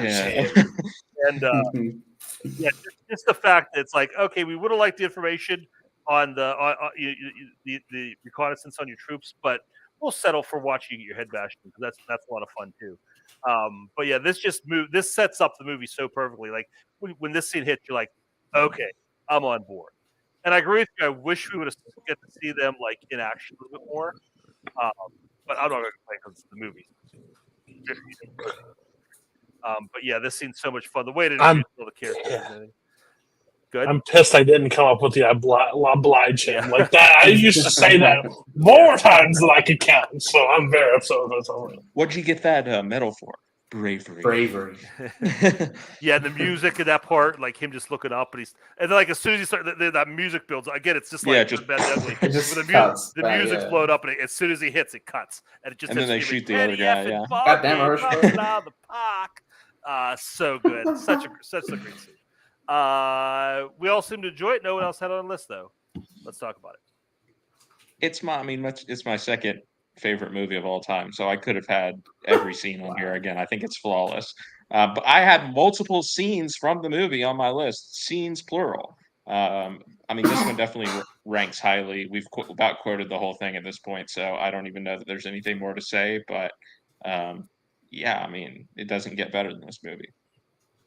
I love Inglourious Basterds. It's just I don't know, like I haven't seen it in a couple years, but like it's a great scene. I remember watching the scene all the time, but I don't know, just there's not like I just didn't really think about this as like a scene that I absolutely love to put on my top 100.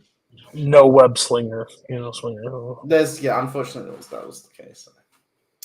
Yeah, fantastic scene, but one scene per movie, and I yikesed one of them, so didn't make my list. So what scene that for? Fair enough. All right, Cody, number 15. I'm really surprised it's lasted this long. I haven't had one of these. I just wanted everybody to know that I've done really good of like holding it in. But number 15 is from 1994. It's The Lion King, and it's The Circle of Life. I mean, I don't know how much more I can say about this. I've talked to nauseam about this. Everybody knows this is not my second favorite movie of all time. This is the trailer to The Lion King. Like, this is such a convincing scene that they literally use this as the trailer. That thump just can bring back nostalgia instantly as soon as boom, you see The Lion King appear for the first time. The animation alone in this is absolutely still one of the greatest looking films of all time. The song itself is one of the best, like, Disney songs. It literally brings everything, like, nostalgia back. Zazu literally flying over the entire, like, the kingdom is just, I think, just a beautiful shot. Yeah, I'll save everybody and try to get you out of a decent time. But yeah, The Circle of Life is by far the scene. And there's a lot of scenes I could have chosen, but this is like, when I'm talking about best scenes of all time, this is arguably one of the best animated scenes that's ever been. Yeah, I'm a little older than you guys, so a lot older than some of you, but so I don't have this like childhood connection to Lion King that I think most of you do. But objectively, this is fantastic. The music, the animation, everything about it just sets up the world. Just so much great world building through the music and everything. Yeah, great scene. Again, it wouldn't be my 15, but I can't say that it shouldn't be your top 20. Everybody else on Circle Life. It's definitely the scene to pick from the movie. I definitely agree with that. It's one of probably the best opening scenes in a movie. And you mentioned the trailer. I mean, it's almost like it's a little short film in and of itself, like this opening, 3 minutes or whatever. Like it tells like a sort of a story, like, beginning to end in a way, like you can watch it and feel fully satisfied. But then you can also watch it and be like, okay, well, now the movie starts. So it's it serves a lot of purposes, but yeah, on a high level, it's just very beautiful to look at, and the song is a banger. Yeah, I was thinking about if this is the best scene in the movie, and I think there may be one other scene that's like just slightly better, but this is a sequence I really, really love, and the opening is just like a perfect for what you're expecting for this film, and also just the themes, the song "Circle of Life," which is probably my favorite Lion King song, to be honest. That might be like a hot take, but yeah, I just like the song a lot and just the build up. And the animation is just incredible, like the way you see all the animals and all that. Yeah, it's a good scene. Good stuff. Yeah, this scene's fantastic. I don't know if I had any Disney scenes on my list. I had a couple animated scenes, but I don't know if any of them were Disney. But this is one of the greatest scenes in all of Disney's pantheon. It's fantastic. Great pick, Cody. I watched the scene on repeat constantly when I was a child, and I still find myself revisiting it. So yeah, great pick. Okay, Cody, 14, please. So we're getting into like my favorite movies of all time list. Like that's where the range is happening. My 14 is Quint's speech from Jaws, the Indianapolis speech from Jaws, basically is. Robert Shaw is a national treasure. Wish there were more scenes with him. Movies. He was gone too early. This is my favorite scene from Jaws. I think there are great like tension moment scenes, but when it's the still of night, it's dark, like they know what they're on the mission for, and he tells like one of the most like intimidating, like daunting stories of like the Indianapolis and like them delivering the bomb, and the thing about the shark is when it bites it, it's so those eyes are black and soulless, and but when they bite you, they turn over white, and you just have this like effect on you. It's just like it's so eerie. You see Richard Dreyfuss and what's his name? Roy Scheider, like just like captivated by this 4-minute speech. And they're like over there, and then he's like telling about like how many men went in the water that day and how many people came out, and the shark got this many. It's just like insane. Like what the guy was awoken by a tap or whatever, but he was gone from the waist down. Like it's such like this sea shanty like vibe of a like speech. And then at the end, he like takes a drink and was like, "Oh, we still delivered the bomb." It's just like. I just love the scene. It comes in like the hour 30 mark, right? And that beautiful like change. You got 30 minutes left of the movie, and it's just like we're gonna get this shark tomorrow. Like this is what's gonna happen. Like and it's beautiful. I love the speech. Yeah, this is fantastic. And just what leads up to it, like with them, like they have that moment where they're all kind of finally, they're three very separate different people. And they finally start to connect with the, at least Richard Dreyfuss and Shaw do with the, the compare the scars and everything. And then like it immediately, like they're laughing and having a good time. And then, he asks about tattoo and immediately it sobers up. But just the way the camera zooms at him. And Shaw is so good on this. Like he just keeps that like dead smile on his face. While he's got almost like a like twinkle in his eye. And he looks like he's reminiscent about something like good. But he's telling this like horrific nightmare story. And just his voice, like that accent he uses is so good.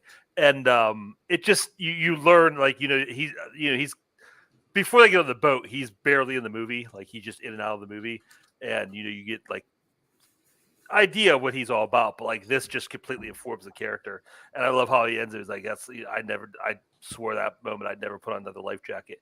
And I love it how that calls back later when this boat's sinking and he looks over and like he just takes a beat to stare at the life jackets.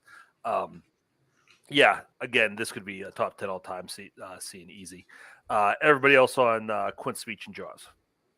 I had the smile you son of a bitch scene, but this almost made the list in its place. Very close between the two, but I just went with the other one. Good pick.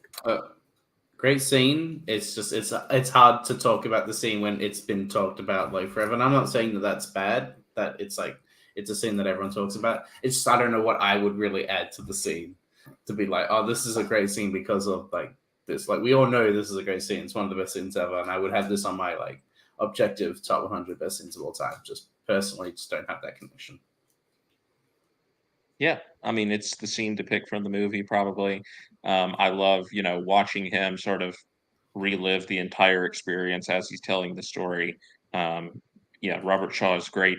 He's my dad's favorite actor, so I have been, watched a lot of his big movies since I was younger. And yeah, the "I'll never wear a life jacket again" is like great piece of foreshadowing and everything. Like that's one of those types of lines you're like, that's probably going to come up again, like that he's going to be put in some situation where he's going to have to test that theory. All right, that's Cody's 14. So Jake, good news. Your number 18 pick, very easily top 10 of all time. Yeah. Bad news, everything comes after is going to be compared to it. So let's go with your 17. Talk about foreshadowing. Wow. Okay. Just stretch. Number 17 is Taki drinks the Kuchi Kamazaki from Your Name. So spoilers. Actually, no, I'm gonna not say spoilers for Your Name. I'll keep it fair. I think Jack's had the magic hour sequence. Or no, like the 12. This is when he drinks the Kuchi Kamazaki at the end. Yeah, I think we're good. We're good. We're good. Yeah, no. So at this point, Taki's trying to find out what happened to this town. It was destroyed by a meteorite, and he's trying to figure out what happened. And so him and a couple friends decide to hike to the town to see like what happened. And he finds the dried up lake. And inside this cave, he discovers this Kuchi Kamazaki, which is basically like a fancy sake that's made through rice and fermentating it in your mouth.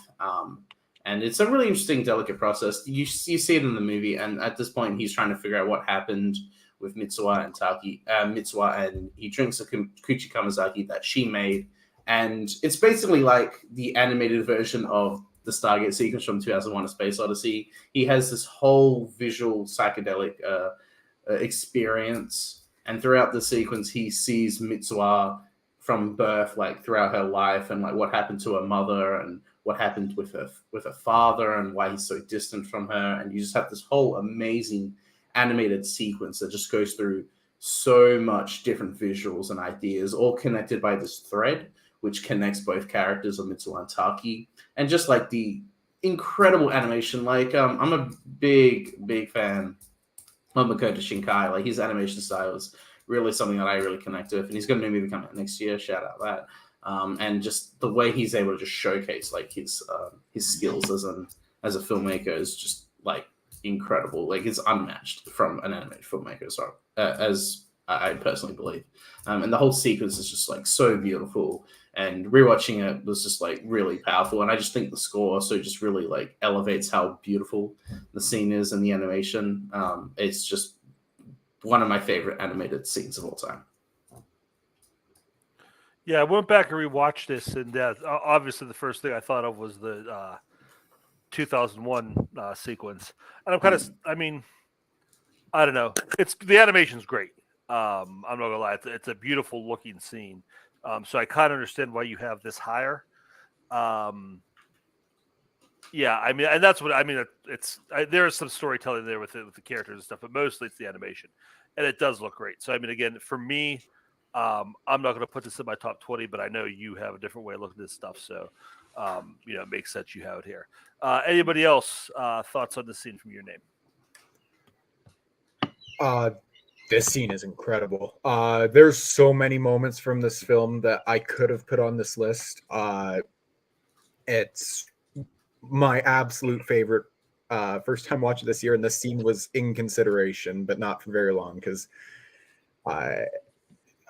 I may or may not have a scene later. We'll see. Great pick. I need to rewatch this movie.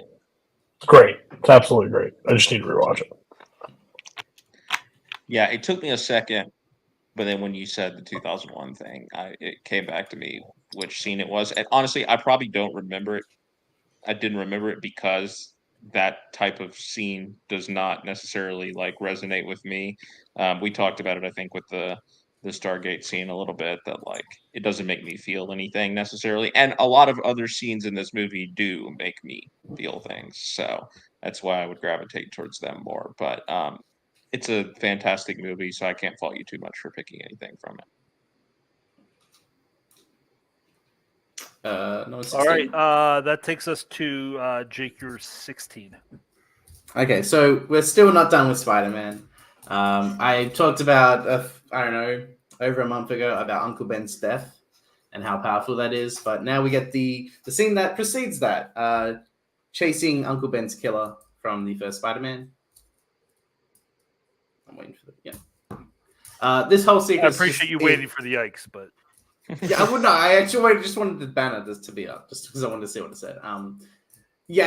This is like the most like you have like the energy and the anger and the emotions that Peter's feeling at this moment. Like Uncle Ben is dead, and he's like he gets the news that, oh yeah, the car's gone on this street or whatever, and he's like the anger has like filled his eyes, and as he's running, he's putting on the mask, and you have the Danny Elfman music just like kicks in into like overtime, climbs up the wall, and you have this whole thing of like this is him becoming Spider-Man. Like he hasn't been swinging yet, so this is his time to really like learn, and the whole practice behind it and how he does it. He doesn't know where he's going. You have the part where he like smashes into the car to grab the killer, and he shoots him up on the van. He jumps around, it's over the bridge. Like it's just really good stuff. And you have the whole moment between the two in the in that whatever that abandoned like building or whatever it is, and you have him just smash him through the window. You have him do that a couple of times.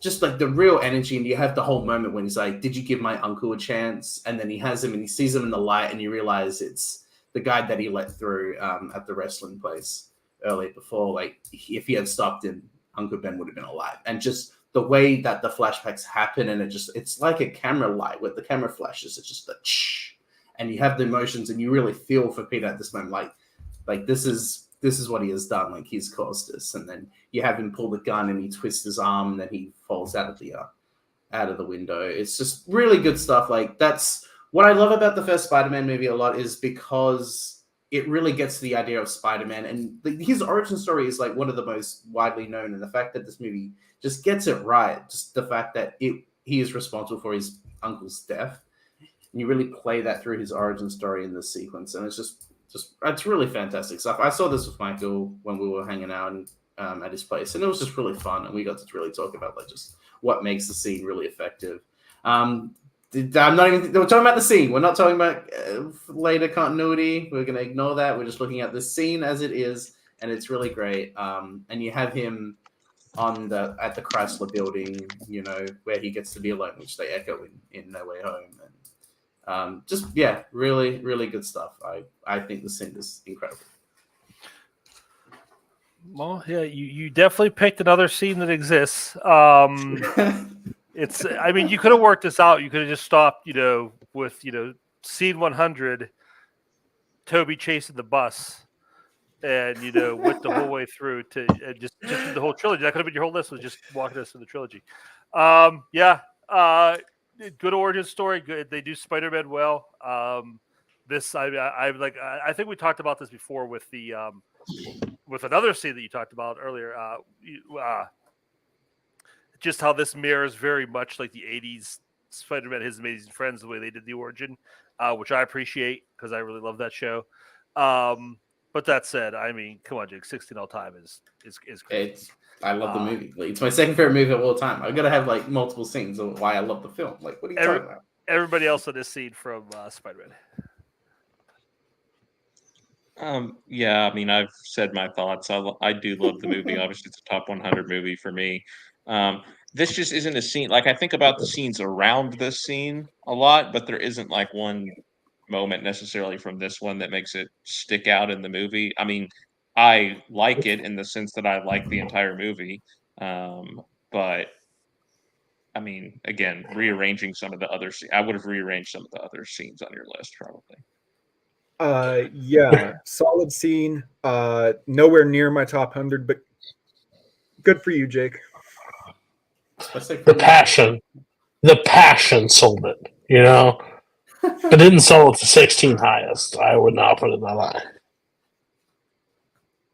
All right. What's next, Jake? 15. 15. Oh boy. Yeah, this is like total pretentious arty farty face film bro pick that you would pick if you watched this movie when you're a teenager, like I did. It's one of my favorite movies ever. It's the plastic bag scene from American Beauty. I don't know if I love this movie a lot. Even still, like I know the whole thing with Spacey's like has definitely tainted the film. At least for me, I can separate him from the film. He is obviously a big aspect of the movie and what his character's all about, but this scene is not about him. And this is like definitely like one of the most like I wouldn't say memes, but just like it's a scene about a guy talking about a plastic bag and how beautiful like the world is. And I really honestly just connect to that sort of stuff because it's just like there are moments in life that are so quaint and small, and sometimes people look at them and think of nothing. But this character, Ricky, has just like there's beauty. Like there is beauty in the world, and sometimes it can be too much for us. And sometimes it is something that we can cherish, and it gives us a new outlook on life. And I think just the philosophy of what Ricky's talking about in the scene is really well done. It's really just interesting, and I like it. And also, I really like the piece of music that plays. It may be my favorite film score of all time. I love the Thomas Newman score, and it's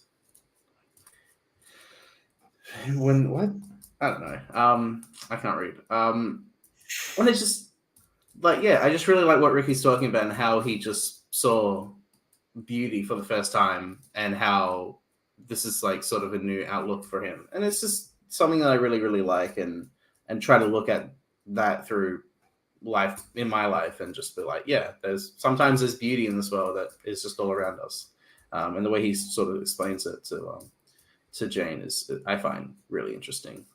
Even still, I love the scene, I love the movie, and everything that the movie is really about is really interesting to me, and it's something that I personally really connect with. So, yeah, plastic bag. It's no surprise to me at all that you connect to the scene, Jake, because I went back and watched this, and listening to Ricky describe just wax poetic about a piece of garbage blowing around in the wind sounded exactly like you talking about the Hulk scene last week. So this is the ultimate Jake Maragoni scene. I think I can't watch a scene without thinking of the Family Guy clip. It's just some trash floating around in the wind. Do you have any idea how complicated your circulatory system is? And I feel like that's me talking to Jake. Like, it's just Eric Bana and Nick Nolte. Have you seen there's more to Godfather? it. There's more to it. But no, like I said, again, top 15, crazy. But again, it's the perfect. If I had to describe Jake Maragoni or the Jake Maragoni persona to somebody, this is the scene I would show. Never seen it. Saw it once, thought the movie was solid, thought the scene was fine. You have to rewatch it as well. Like. I do have to rewatch it, but that's not till like end of next year. So, yeah. Whatever that means. Seen it once. Picture this, the fucking best picture podcast. Oh yeah. Am I like follows them? I avoid that show with like the plague. I avoid that show like the plague. Probably they watch them together. They watch the movies together. It doesn't count. Not true. We haven't done that in weeks. I don't remember that. I don't remember this. All right. That was your 15. So 14, Jake. I think this was Yikes, or this will be Yikes. The ending to Call Me by Your Name. Was this on anyone's name? No. Oh wow. I definitely thought someone had this on the same. Anyway. The ending to this movie is actually like I'm someone who doesn't. So Kurt was talking about how like there are scenes that he like feels an emotional connection with and will cry. I for some reason just can't cry at movies. This is the scene that gets the closest for me to actually shed a tear. I remember watching this movie for the first time in the cinemas back in I think Jan 2018, and just the phone call that they have with each other, Elio and Oliver. And just that they repeat the whole thing that they have early in the movie of calling each other by their name. And then he's like, I remember everything. And just the whole moment you realize that Elio, who's in love with Oliver, like the entire film, he's moved on, he's getting married. And it's just like this whole thing with him. He's like, he doesn't know how to handle it. And he just goes to the fireplace and I think it's Christmas. It's Christmas because even though they're Jewish, they have Christmas because of the mom. And he's just at the fireplace. And you just start to see him cry, and you start to have he's devastated by this. Like this relationship that's really like affected him emotionally is now shattered because he'll never be able to really be with Oliver again, and he will never really truly have that feeling. And the song Sufjan Stevens of Visions of Gideon, which I love all the songs, or the three Sufjan Stevens songs that play in the movie. I really think this one has the emotional connection. Mystery of Love is the best song, but Visions of Gideon and the way it plays in the movie is just so perfectly. And they actually played the scene. They played the song in the scene, like for Charlemagne to like really have that reaction with, and just the fact that while that scene plays, the credits just start coming up, and you think there's going to be a resolution, but this is just how it ends in the credits, and it just holds on this one shot of him at the fireplace, just fully devastated and crying. And it just plays throughout the entire credits. It's just really powerful stuff. It's a scene that when I rewatched the scene it was like a Valentine's Day thing a couple years ago. The girls next to me were like in full tears, crying during the credits, and I just thought that's like such a powerful thing for this movie to be able to really accomplish. And as far as like emotional connection, this is one of my favorites. So yeah. I haven't seen the movie. I watched the scene 4 years ago. So I don't know if I have, I'm probably missing something with the context. You think? I mean, I know the gist of the story, but the scene itself is fine. It's there. I mean, the one thing I do like, and I could tell even not knowing everything that happened, like you said, how it's like it's just ending and things are going on. Like he's sitting there crying, and people just, I don't know if it's family or who it is, but they just come up behind him, like start setting the table, and like life is just going on. I appreciate that. I like that about it.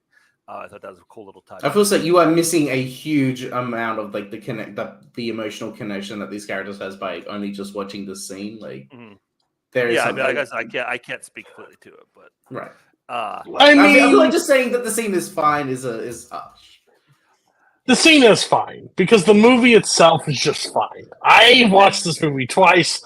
I have never gotten the like love and admiration of this movie. I just don't get it. I've tried. Yeah. I just don't understand it. And you know what? The ending, that's fine, because if it was as powerful as he described it, which, Jake, if you just describe it to me, I think I connect to the movie a little bit more than the actual scene does for me, because the scene doesn't do that. So, yeah, this movie's okay. That's fine. I haven't seen it. That's a little shocking. Yeah, it kind of is, actually. I don't love the movie, but yeah, it is a great scene. I think Timothée Chalamet is a great actor, and he gets to show some skills here. I do think it is kind of similar to the Portrait of a Lady on Fire scene a little bit that I have, except I like the way that scene changes, whereas I think this one kind of remains a little bit stagnant. So I don't know what Cody's doing, but By Scott's point, Kirk, I am 100% correct. He just compared it to Portrait of a Lady. We are perfect. This is not for you. Run. I think the difference is in Call Me by Your Name. Something happens in the movie before that scene. They do talk. They do talk. They do talk. I think it's my turn now. Yes, it is. Number 17, Scott. Speaking of talking, one of the scenes with the most talking of any other scene, it was a yikes earlier. It's the opening scene of The Social Network. Yeah, which I had somewhere. Boatman loves you right now. So, I mean, it's a great scene for a minute. Nice. Which have been talked about before, but, you know, on one level, the dialogue is, you know, Sorkin at his motor mouth, like, peak. It's very fun to listen to. It's very sharp. It's very witty. Also, though, I think it is kind of like meta a little bit because the characters themselves are not even able to keep up with each other. Because there's like a weird structural thing that is going on with their dialogue where it's like one person brings up topic A, and then the other person responds by bringing up topic B. And then the other person responds to topic B, and then the other person responds to topic A. And so they're like, their brains are working like 5 seconds behind, basically. It doesn't make a lot of sense when I describe it probably, but when you watch the scene, it probably makes a little bit more sense. But it's, you know, it's really fun to listen to on that level. The line that Erica gets when she walks away of like, you know, you're going to go through life thinking that girls don't like you because you're a nerd or whatever, but yeah, I'm here to tell you that that's not what it is. It's because you're an asshole. It's a great line. Also, though, it sets up Mark's character so perfectly because he is so obsessed with status, right? Like he's talking about getting into the final club that he wants, and like that's all he can think about. And he's become obsessed with it. He is a little bit of a misogynist, right? Because he is telling her, "Oh, the only reason we got to go in here in the first place is because you used to sleep with the door guy." And she's like, "I didn't sleep with the door guy. He's a friend of mine." And it's just setting up all of the gross attitudes of Mark Zuckerberg that will lead to the creation of Facebook just mere moments later. And the idea, again, which has aged very, very well, that this, you know, white dude can be so insecure about getting broken up with that the only way he knows how to respond is like to go freaking first whine about it on his blog, but then to create an entire social media empire just so he can feel good about himself again. And that, you know, that's coming full circle at the end of the movie when he's sitting there and, you know, refreshing the friend request to her. So it sets up, a through line that gets, you know, that remains throughout the entire movie and then gets closed in the final scene. So it's one of the best opening scenes from an entertaining standpoint, but also like from a storytelling standpoint. And Jake had it. I had this at 73. Yeah, basically, Scott said everything of why this scene is so fantastic. Just the fact that it sets up so much of why Mark is the way he is. The fact that he says, like, I want to do something that will get me into this club, but he mentions as Eduardo. You see the relationship essentially just deteriorate throughout this entire scene of, like, they seem pretty good, but then as it goes on, it just gets worse and worse until the point where, yeah, Erica says that you're an asshole. And just the whole way it builds up and you just see pretty much just every side of what type of character Mark is, I just think is so perfect.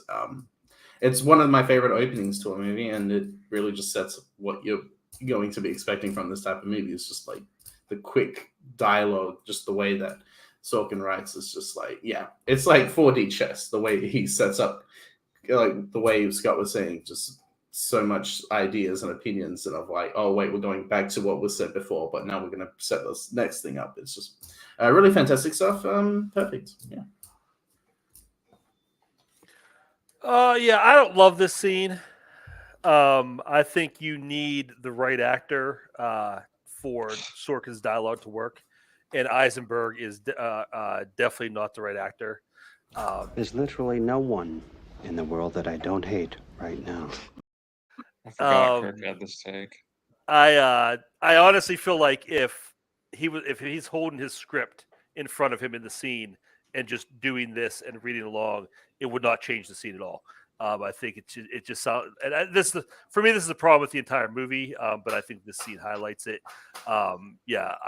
He's just not my guy, and I mean, I can enjoy the movie despite him.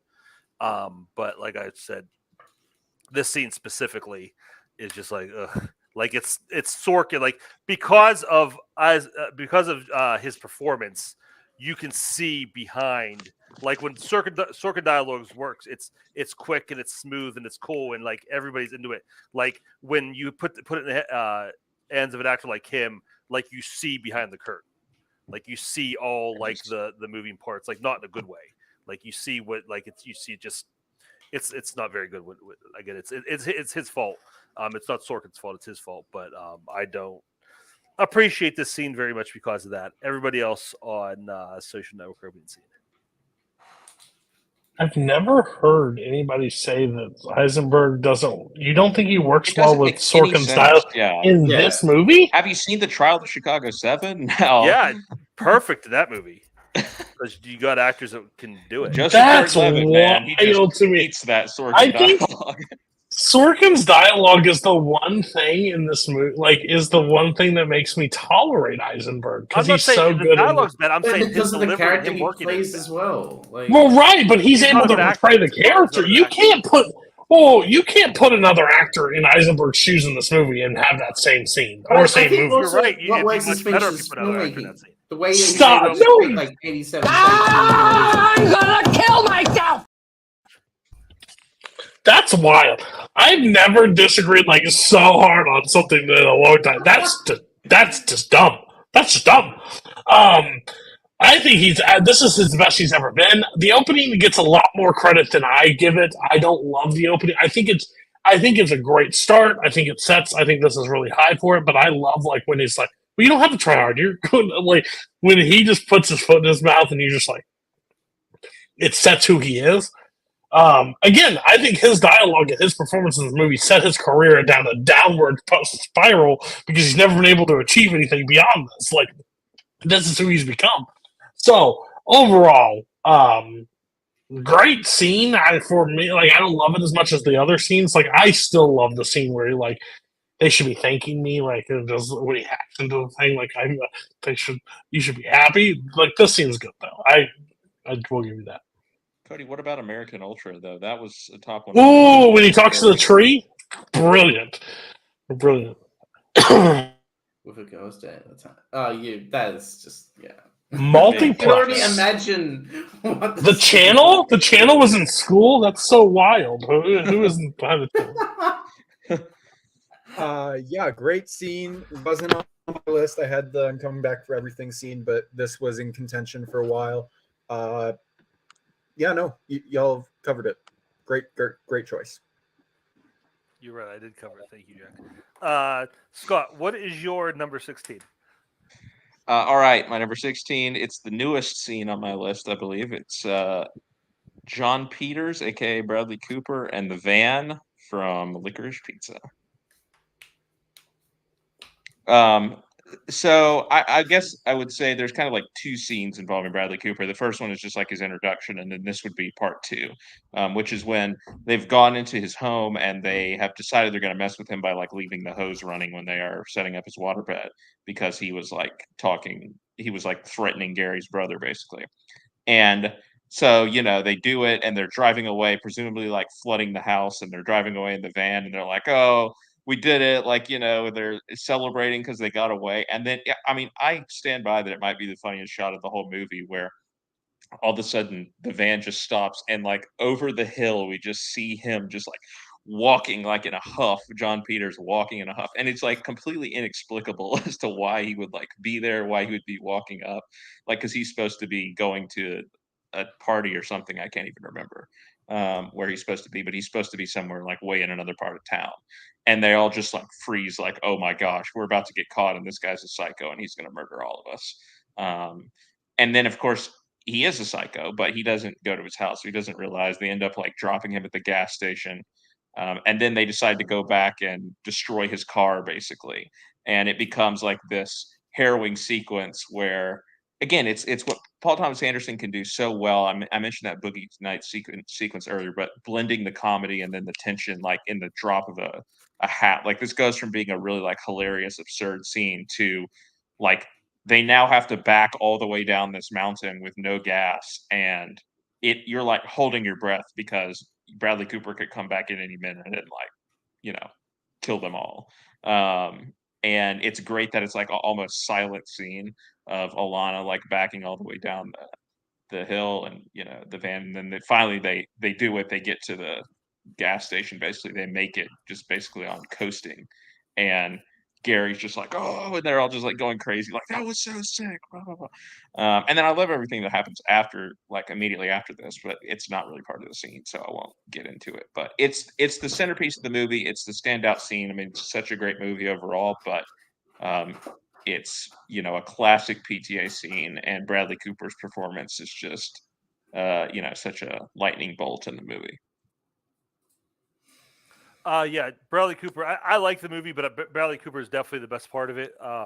Every scene, and he's not, like you said, he's not that much, but every scene he's in is just, he just steals it. And yeah, this is great. Like you said, the tension, because I just hate, like, I hate driving big vehicles in tight spaces. That's like just like something that just caused me anxiety, and watching them have to do that on screen out of gas just kills me. And then him coming up and like it being, like you said, it's scary because what he's going to do, but it's funny because like, over with this party or whatever. No, I love this scene. Yeah, like you said, it's a new one, but I'm just thinking if this would be the one of his scenes, I'd put it on the list. But yeah, I mean, anyone would be great. Anybody else on the van scene from Licorice Pizza?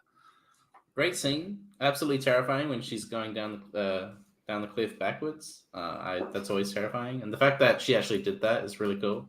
Yeah, Bradley Cooper's just great in the whole sequence. That's like the one scene wonder sort of thing, like with Sean Penn. It's really, really good stuff. I like it. I don't know if I would ever put it on my top 100. I like this. I like the movie a lot, but yeah, definitely understand why it's high on Scott's. To be fair, great scene. Great scene. I haven't seen the movie. I've been meaning to. I just haven't gotten around to it. There's a fair few PTA movies I want to see before this, but yeah. Wait, how many PTA films haven't you seen? What ones haven't you seen? I've only seen Hard 8, There Will Be Blood, and a third of Boogie Nights. All right. That's it. Which third? Right, Scott, the first third. I started it and I fell asleep because I was exhausted. I don't know how you could fall asleep in that movie, but anyway, number 15, I have the cooking Ramadan sequence from Parasite. So this is the moment when, you know, shit has gone down, but then the Kims basically call her like, oh, hey, we're coming home. And, you know, earlier than expected from their camping trip. And all of a sudden the Parks now have to like clean everything up. Of course, the maid and her husband are upstairs and they're, you know, psycho and whatnot. So they have to, you know, they're like sweeping everything. The music kicks in and it's just like, you know, you're about to see a sick montage, and the music kicks in and they're like, you know, sweeping everything under the table. They're adjusting all the furniture. They're like pushing the you know, housekeeper and her wife like back, and her husband back down the stairs, like trying to keep them down there, all while the mother is trying to cook this Ramadan and have it waiting because, you know, she has 7 minutes or whatever until they get home, and to have it, you know, sitting there perfectly and waiting.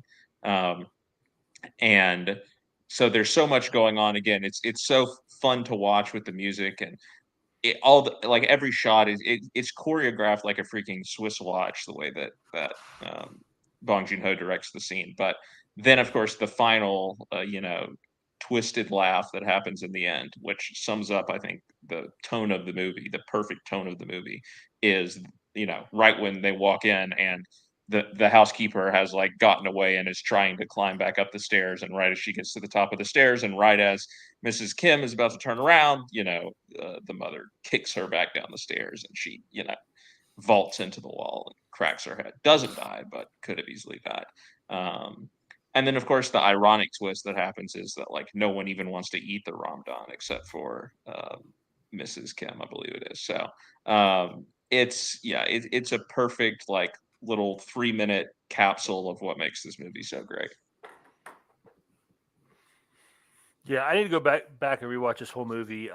But this is probably the best scene in the movie, just because, like I said, they've kind of just been building up to this whole thing of just walking the line of faking this family out and staying one step ahead, and it's all about to fall apart. And then, like, you just had the whole reveal of the family, downstairs, the couple downstairs, and dealing with them, adding that extra layer. So yeah, great. So like you said, just the camera work and the choreography and the cinematography of how everything moves and how they're all kind of, as chaotic it is, they're all kind of in sync with each other, making the thing happen. So it's pretty cool. Everybody else on this scene from Parasite? Yeah, this scene is fantastic. It was in contention for my list among two other scenes from Parasite, the montage that I think we talked about earlier, and the impromptu birthday party scene. But I couldn't come to a decision which one I liked more, and I eventually just didn't end up putting any of them on. But that's okay. I'm so glad you had the scene. It's fantastic. Great pick, Scott. I'm waiting for Cody to speak. Oh. You're waiting for me to speak? I Why? don't want to end the scene with you talking about, oh, the movie's fine. Like, I just don't get the connection. I want to be the one to end Movie's mid. No, I think I brought up the scene earlier because this is the last. Like, is this the scene you're talking about? Because I like this scene a lot more than the one you brought up. Whoever brought it up, I think it's a great scene. It's the one I always remember from the movie. I haven't connected as much as like everybody else, but I think it's a great scene overall. So yeah, great choice. 15, maybe a little high, would never make my list, but it's literally the one that jumps right to my mind. So yeah, good choice. In my honest opinion, there is no scene too high to have from Parasite on someone's top 100. This is a great sequence. This whole part when they're in the house and then the whole family's coming home and you got the whole shit with the housemaid and the husband. It's great stuff. And the fact that it becomes like it becomes a completely different movie at this point. The fact that they're hiding under the couch and you have the husband and the wife are having sex, like, while they're just under the couch, like, and the table, that just is like, that is a situation I don't know how I would be able to handle that sort of stuff. But the way that the whole scene just plays out is just like, it's two Bong Joon's strengths that he's just can play with genres and you just don't know what you're going to expect. And this is an amazing sequence. I had 7 scenes from Parasite in contention for my top 100, and I decided to go for the one that I think is the most like uplifting. I don't know, like the most incredible scene that I experienced at least. But this is a fantastic scene, and 15 is no way too high for someone's top 100. Jack, did you talk about it? Yes. Okay, that was 14, right? No, No, that was 13, 15. so you're 14.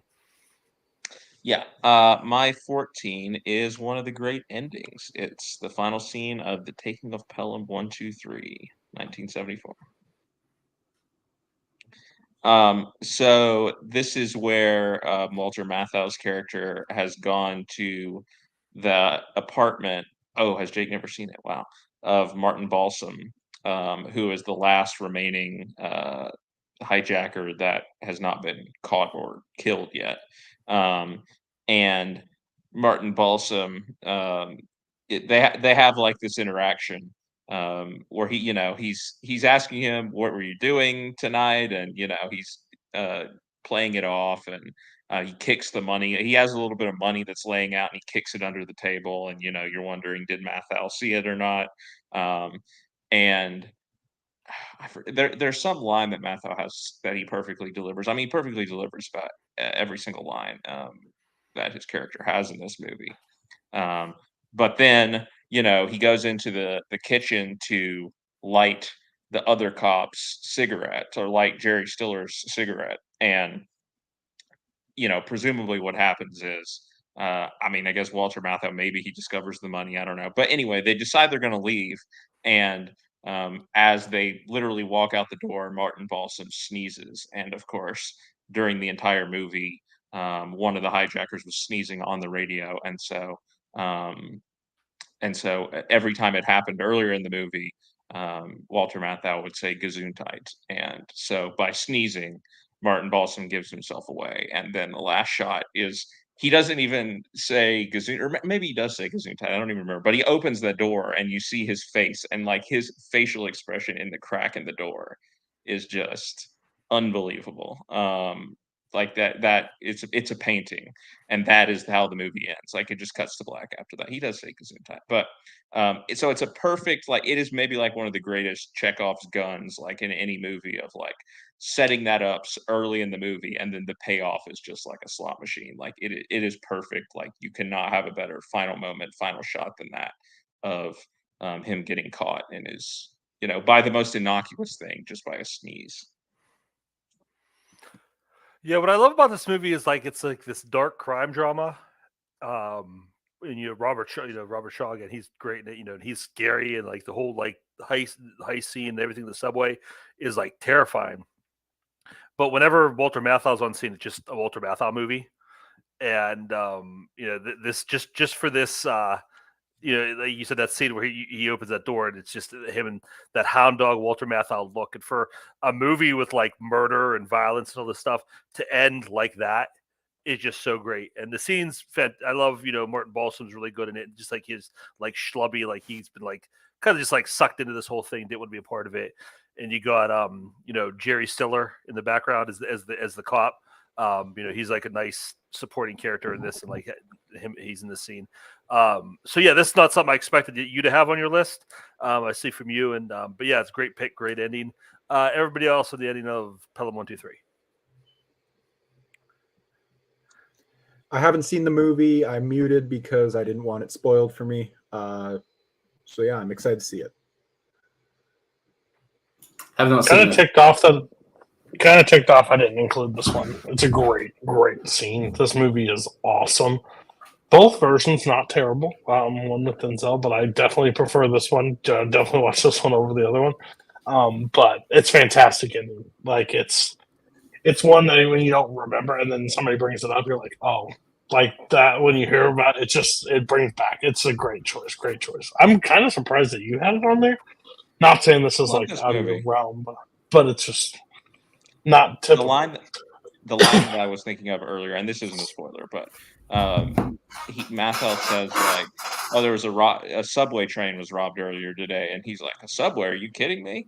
He goes, "Do I look like I'm kidding you? Would I be here if I was kidding you?" And that's a perfect like moment for his character of like he doesn't want to be doing any of this, right? He is just the subway guy basically, and he's gotten way in over his head, and now it's the end of this long day, and he's like at this random dude's apartment. He does not want to be there.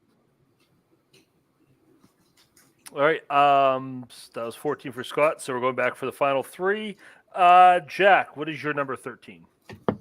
All right, my number 13. Hey, look at that! It's another Lord of the Rings scene. It's Sam's monologue from Two Towers. This is what you bring from the Two Towers. Just wait. Look, no, it's not the Battle of Helm's Deep. I can't put. Why is it not the Battle of Helm's Deep? I'm not going to put an hour-long set piece that's incredible. Don't get me wrong. That has a lot of great moments. This scene, though, really speaks to me as to why I love this film. You get the Battle of Helm's Deep in this at the end. You get the last March of the Ents, and you have Sam's beautiful monologue where he's saying that even when the night seems darkest, even darkness too shall pass, and the day will shine all the clearer. I have got to rewatch that scene. I revisit it constantly. It's not some big bombastic moment in this. There's literally no. It's not some big bombastic moment in this movie that's like an incredible action set piece. It's a smaller, quieter moment where of self-reflection for Sam and Frodo, and it's just a beautiful moment to see on screen. I love this scene so much. Every time I see this movie, I can't help but tear up every time this scene comes on. Just a beautiful moment. I get it. It's not the Battle of Helm's Deep. That I didn't. There's a scene. There's a few scenes from other movies that I didn't put on here for the same reason of it's basically just the third act of the movie. But no, this scene is fantastic. I can't recommend this film enough if you somehow still haven't seen it. But this scene, it's the scene from the movie for me. Okay, get out of the way. 13, way too high for this. I don't blame you. Like I agree with you that Helm's like carving out a piece of Helm's Deep to consider the best scene would be too hard.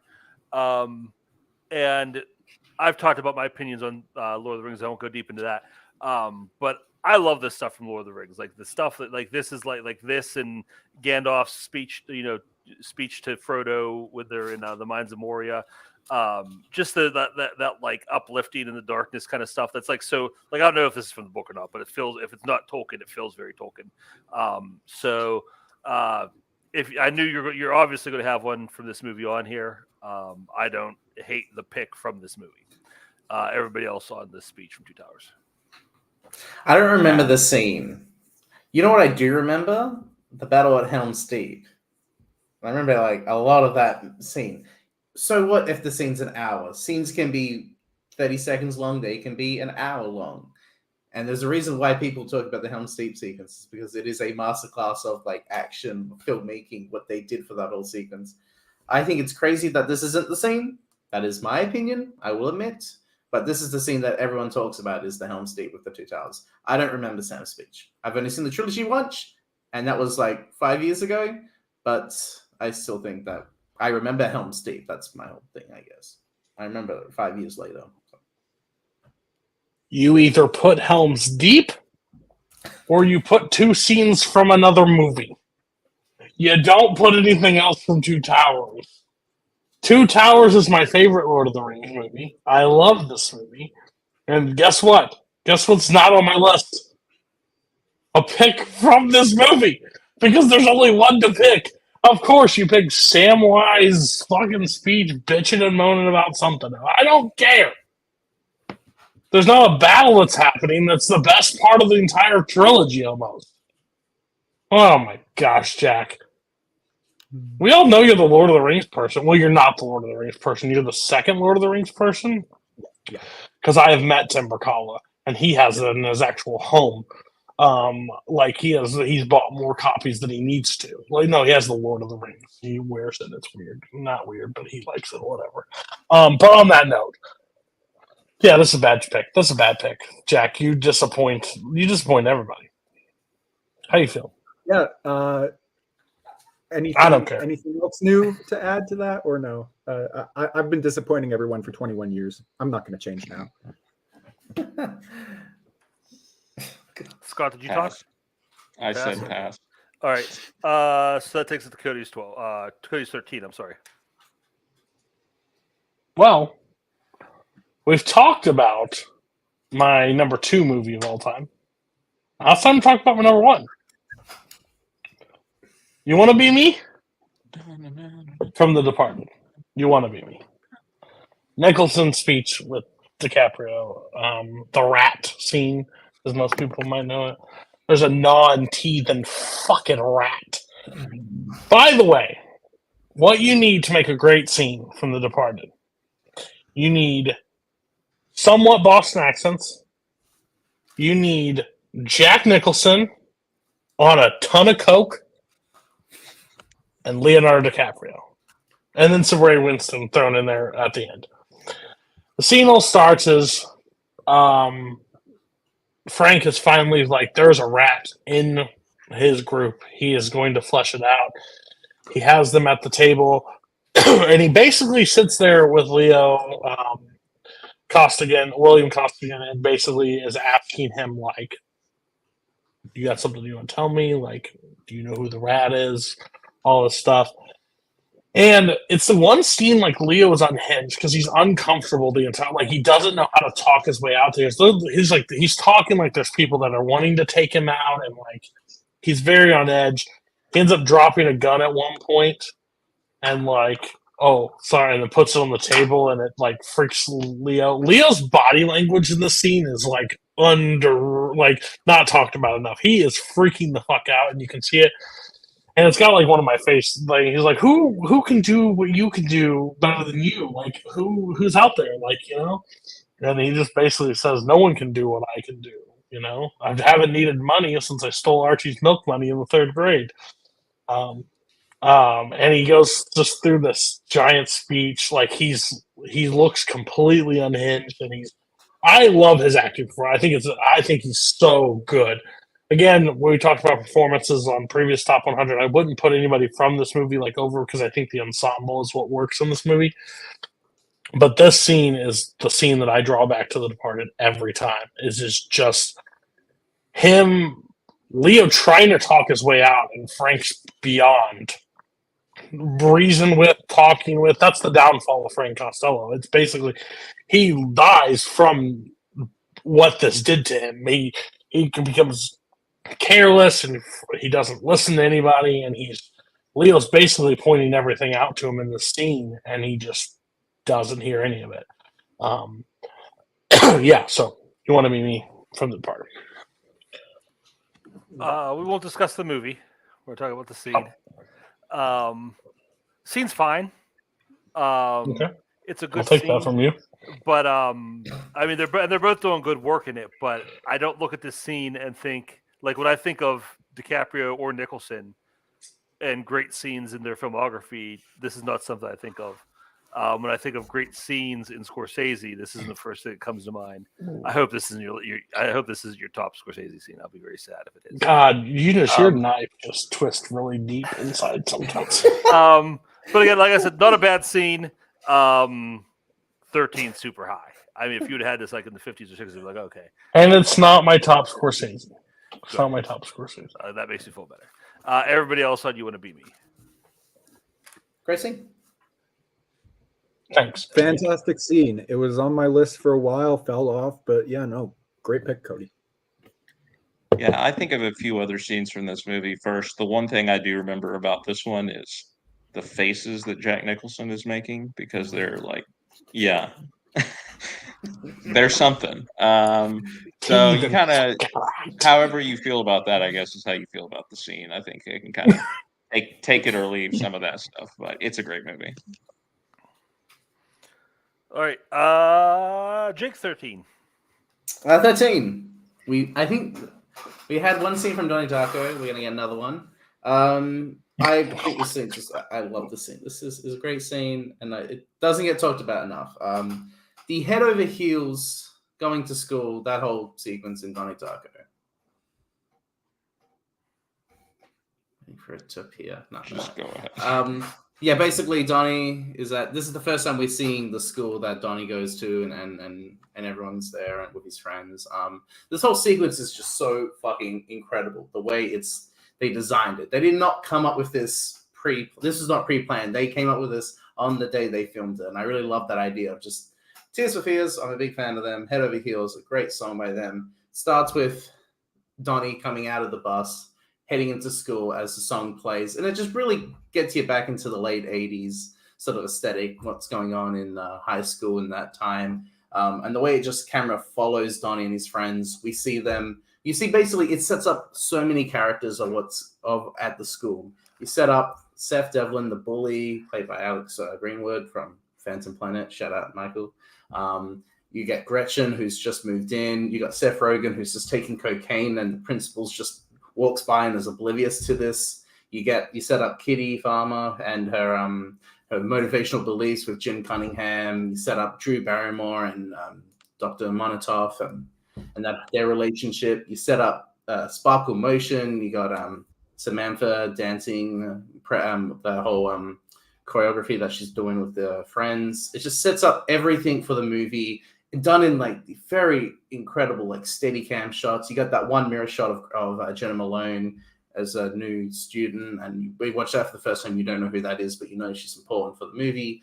Just really great stuff, and I love the song and that way it plays into the scene, and is really fucking great stuff.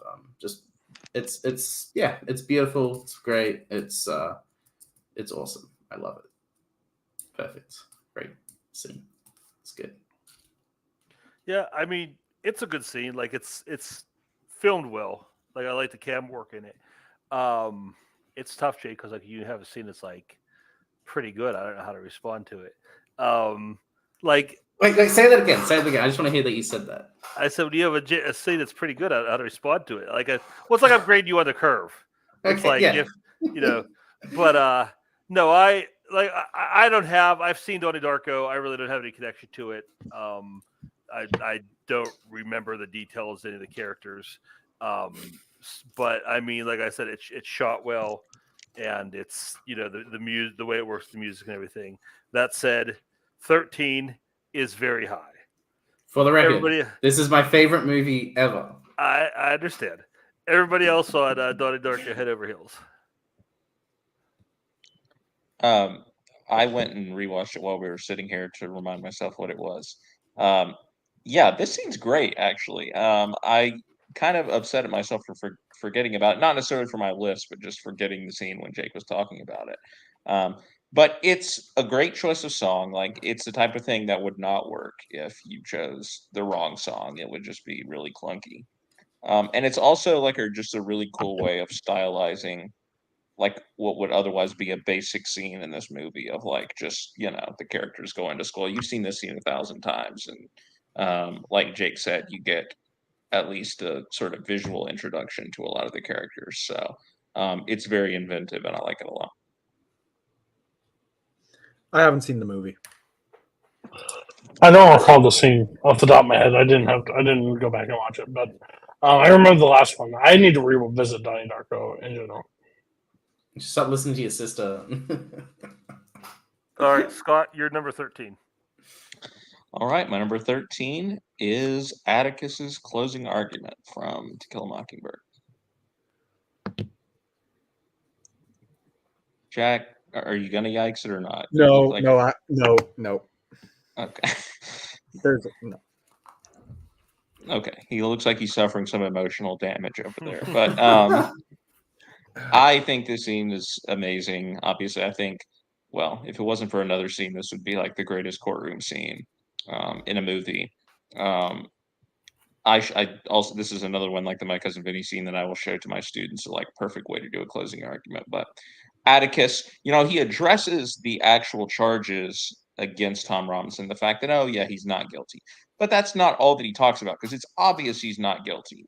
He knows that the case is going to be decided on something different, right? Which is, can the jurors put aside their prejudices and, do what is right in the name of justice? And this is where he really gets to like say everything that he and everyone else, like the town, at least the black people who are sitting upstairs and Scout and Jim, and like that they want him to say the whole time.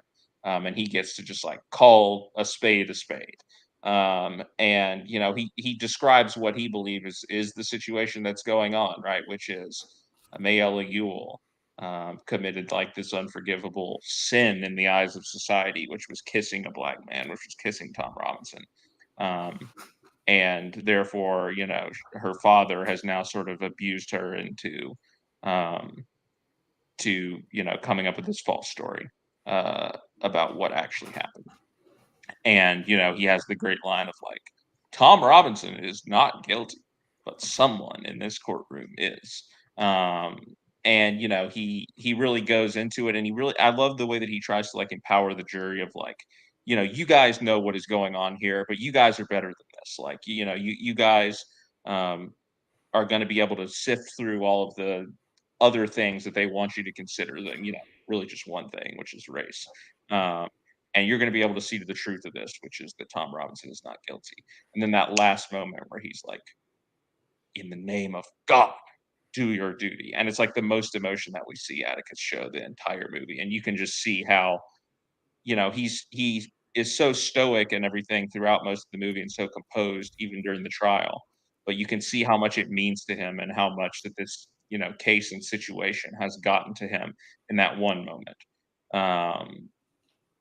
And then, he sits down, and it's so powerful. It's mesmerizing to watch. Like, you can't take your eyes off of Gregory Peck, who's giving one of the all-time great performances in that 7-minute scene. So I had to have this high on my list. Yeah, there's a couple scenes from this movie you could have had here, and you wouldn't have been wrong. So yeah, I mean, top 15 is a great spot for this. Yeah, like you said, I mean, throughout all the scenes of the trial, like he's basically just being like meticulous, like this. You know, he's pointing out facts, and he knows he has to like break everything down if he has a chance. But here, he's like you said, it's just the more the emotion comes out, and I think there's a subtext here.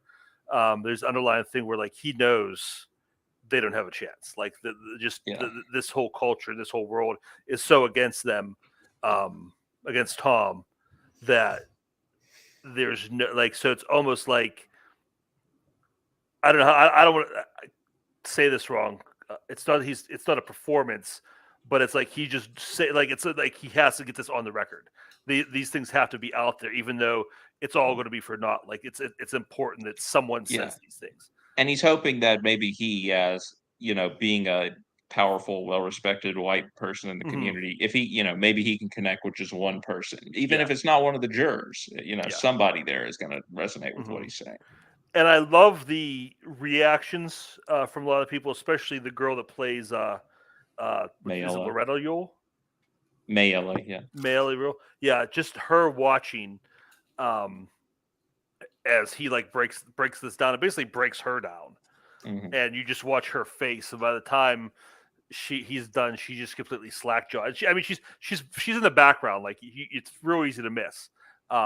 If you watch the scene and didn't know the movie, you wouldn't even know that she's the person he's talking about. They don't focus on it at all, but you just see her like by the time it's over, she is just devastated and destroyed because everything he said is absolutely true. So yeah, fantastic scene. Definitely belongs this spot. Nobody else had it. Anybody else want to talk about it? It's been a while since it's into my best, so I just forgot about this. Yeah. So one thing I just want to address, I was texting with my dad when you had asked if I was going to yikes it. So I've seen the play. I haven't seen the movie, but I love the play. So I've got a feeling I'm really, really, really going to love the movie, and I'll see that in a few weeks. So are you talking about the Sorkin adaptation, like the modern play version? Yeah. I saw that when I went to New York. Well, you should love the movie then, because it's way better. Probably, but I haven't seen it. So. Wow. All right. Great. Great scene. Great. Absolutely great scene. Was in consideration for my list for a while. All right. Jack, number 12. All right. My number 12 is the interrogation scene from The Dark Knight. Yeah, this scene is fantastic. It's the face-to-face meeting between Batman and Joker. Joker's been arrested, and he's in this interrogation room. Jim Gordon tries to get him to talk, but Joker's not cooperating, so he leaves the room. Then the lights turn on, and Batman's behind him, smacks his head on the table, and Joker's first line he says to Batman, "You never start with the head; it gets all fuzzy and can't feel the next." And then Batman hits him in the hand, and he's like, "See, I love Heath Ledger's performance in this scene. This is the best showcase of Ledger's talents in this film. Joker is an absolutely unhinged, cold, calculating character, and that is at the absolute forefront in this scene. So many great lines in the scene where one of them, so many great lines in this scene, and I had one in my head, and as I was about to say it, it's gone. But that's okay. I'm very, very tired. I'm not a monster. I'm just ahead of the curve. Thank you. That's one. Yeah, thank you. That's one. That's why you never start with the head. Everything gets so fuzzy. So, yeah, I saw that one already, and this scene is perfect. It's the perfect face-to-face meeting between Batman and Joker, and Ledger is just he's unhinged in this scene. It's fantastic. Every time Batman hits him, he just starts laughing harder, and it's just it's incredible. Okay. We'll start for this again. 12, super high. But it's a very solid scene. Not the scene I would pick from this. If I want to take obviously you pick a scene from Dark Knight, you're going to go with the Joker. I go with Joker and Two-Face in the hospital. That is just such. I don't think there's a scene in comic book movies where you just encapsulate the two characters and what they believe better than that scene does. That said, and I think again, most Batman movies is the case, but I think the villains are just so much more interesting than Batman is. So when you bring Batman in, it's just kind of goes down just a little bit. But no, it's good, and I'm a bigger fan of everything that surrounds this. Like I like when he's in the cell and he's clapping, and then later when he's sitting on the ground and the other cop comes in and he's like, how many friends of yours did I kill? 6. Is that just that stuff is so good, but this is a good scene too. 12 is too high. Everybody else saw Interrogation Dark Knight. I'm just surprised that this would not be the scene that you would take. I guess I just hate Two-Face in this movie. I think he's the one person in this movie I just don't gravitate or love as an overall character. But then no, this is the scene that was on my list for a while, but I've talked about it ad nauseum in this community, so I just kept everything from Dark Knight basically off. It's the most incredible. It's basically Batman finally meeting his full match, breaking exactly who he is, and just not listening to anybody else, and just busts through and just beats the shit out of him. And basically gets so fuzzy and mixes up the addresses, but doesn't mix up the. It's just a brilliant scene overall. So 12, I consider it in my top 30 at one point. So 12 is fine. It's that good of a scene. Muted, Jake. Dumbass. Thank you. I just did a Cody Newberry. What the hell? If I ever come into power, I'm going to make there a rule where we stop talking about the Dark Knight. You mean if the hierarchy of power and multiplex changes? Yeah. Coming to YLS. Multiplex. Coming to YLS next year, there will be movies on the band not talked about list. So this could be on there. Look, it's one of my favorite movies, so I love pretty much all the scenes. Weirdly, this one has never resonated the same with me as it has with other people. I think it maybe is a little bit hand wavy in the way that Joker just kind of comes out and says, "Here's what I'm trying to do. I'm going to make you kill. Make you do the one thing that you won't do." So maybe that's the one thing about it for me. But it's still a very good scene, and Ledger's performance. I mean, obviously, I had the pencil trick scene earlier, so I think extremely highly of that performance. All right, Cody, number 12. I'm not even ready for this. I wish he was sick or he wasn't here and somebody else was at the host team. This just makes me sad. My number 12 is Singing in the Rain, the actual title song, Singing in the Rain. The joy and happiness is in one scene, and this scene is it. I absolutely love the song. I love the design, the set design of it. I love Gene Kelly's just full on when I hear the song, the scene is the first thing. I can picture the whole thing in my head. Just the way they're able to shoot this in 1950 is just insane to me. I think it's absolutely brilliant. But I guess I got a stake on here. It's not the movie; it's the title song. So if you don't like the title song, then I don't think there's much that I can help you with. I get the other stuff that doesn't full click, but this is the one that is just absolutely just cinema. So yeah, title song, "Singing in the Rain." I don't need to go much into detail without singing it. Yeah, you're absolutely correct. We're not talking about the movie; we're talking about the scenes and the music. Well, most of the musical numbers are not my problem with this movie, and especially this one. This is a great scene, great song, great choreography, great dancing. I have no problem with this scene. I would have, top 5 movie musical numbers, easy. So if you have this, you have this above America, though, don't you? I do. That's rough. That's really rough. Yeah. But it's still That's solid. probably my misjudgment on placement because I do think America is better than Singing in the Rain. I guess it's just nostalgia from the movie, so that's just maybe a schedule. I mean, I would say, I'm going to ding you for having this higher, but I'm not going to ding you for having it so high because it's like I said, it's a great scene. Everybody else on Singing in the Rain. I haven't Great seen scene. it. I'm sorry.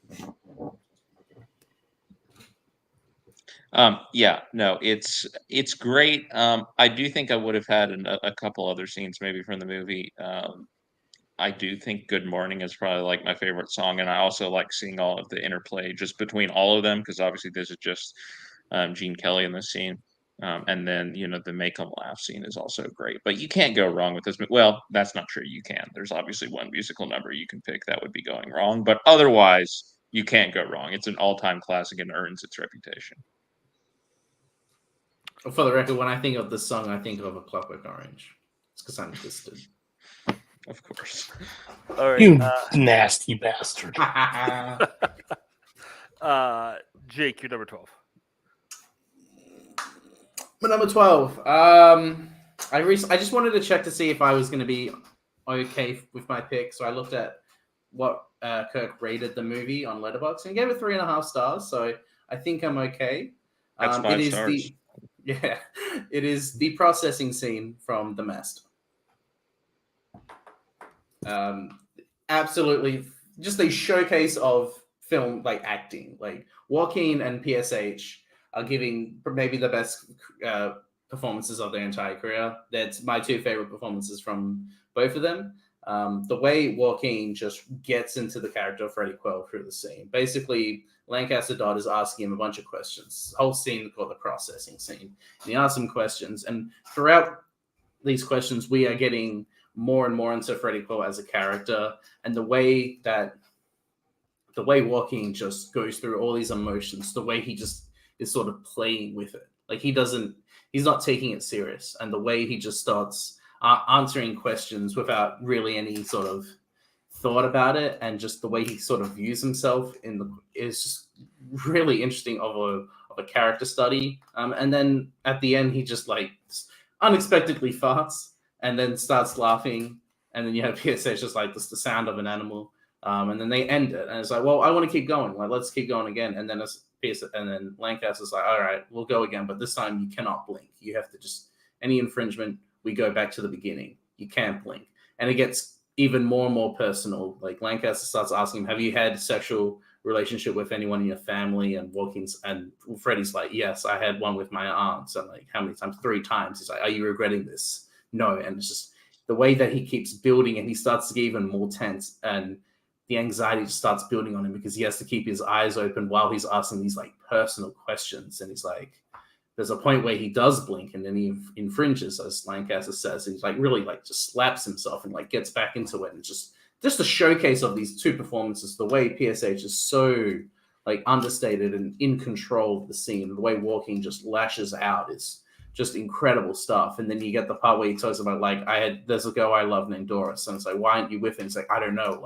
I don't know. And he starts screaming, and just the whole scene, the way they play back and forth, and you just find out so much about this character and how much had happened with his family. His dad died of alcoholism. His mom is in a loony bin, and it really shows the how much despair that the character has.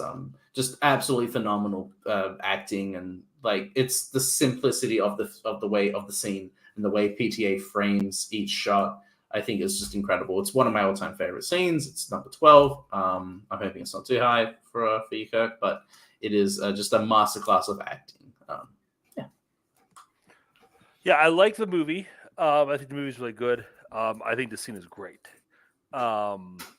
Just the acting, like you said, the way it's we're both fans of long takes. Just it's not a single shot, but it's just a long scene, just the two of it's just that shot, reverse shot, but it just goes on forever. And the way it's lit, the way Joaquin is lit, and how the darkness of his eyes, and like you said, how it starts out for him as a joke, and how he's just so much emotion, so much going on, and Hoffman is just steady, and just a real monotone, and you see that psychological breakdown, the way he asks the questions and repeat the questions, and then the answers start to change, and he just knows where to hit him. And that scene, like he gets fired up, starts hitting himself, like he's setting Hoffman's setting himself up as somebody who he has to prove himself to, and it just you see the dynamic that will follow through the rest of the movie is set up here, like that kind of like that connection, but also that like friction between the two of them. It's a great, just like I said, just one of the, like, psychologically one of the best scenes I've ever seen. Just of like figured out exactly what makes somebody tick, and just how to push the right buttons. And Joaquin makes himself just such the perfect target for it. So no, this is a really good pick. I don't mind this in the top 15 at all. Anybody else on the master processing scene? I haven't Brilliant seen scene. Brilliant. Again, some may disagree. Philip Seymour Hoffman, fantastic actor. Joaquin Phoenix, fantastic actor, including Joker.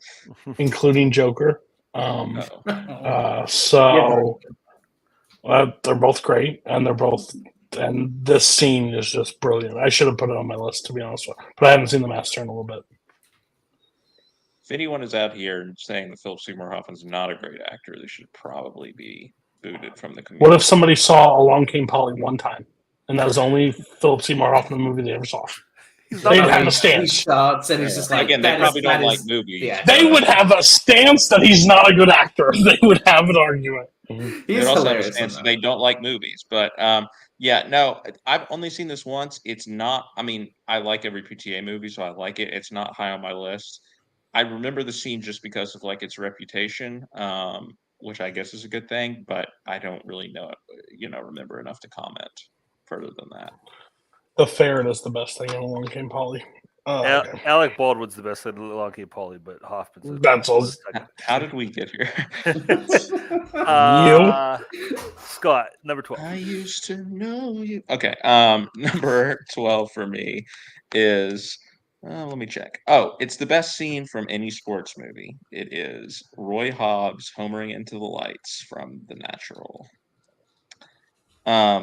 Yeah. So, I mean, this movie's in my top 100. I love it. I understand it is flawed. It has like a lot of random side subplots and characters, and it goes on for kind of a long time. But I think because of that makes this last scene hit even harder because there's so much at stake. Not just for Roy, but you have Glenn Close there and everything that's gone on with their relationship.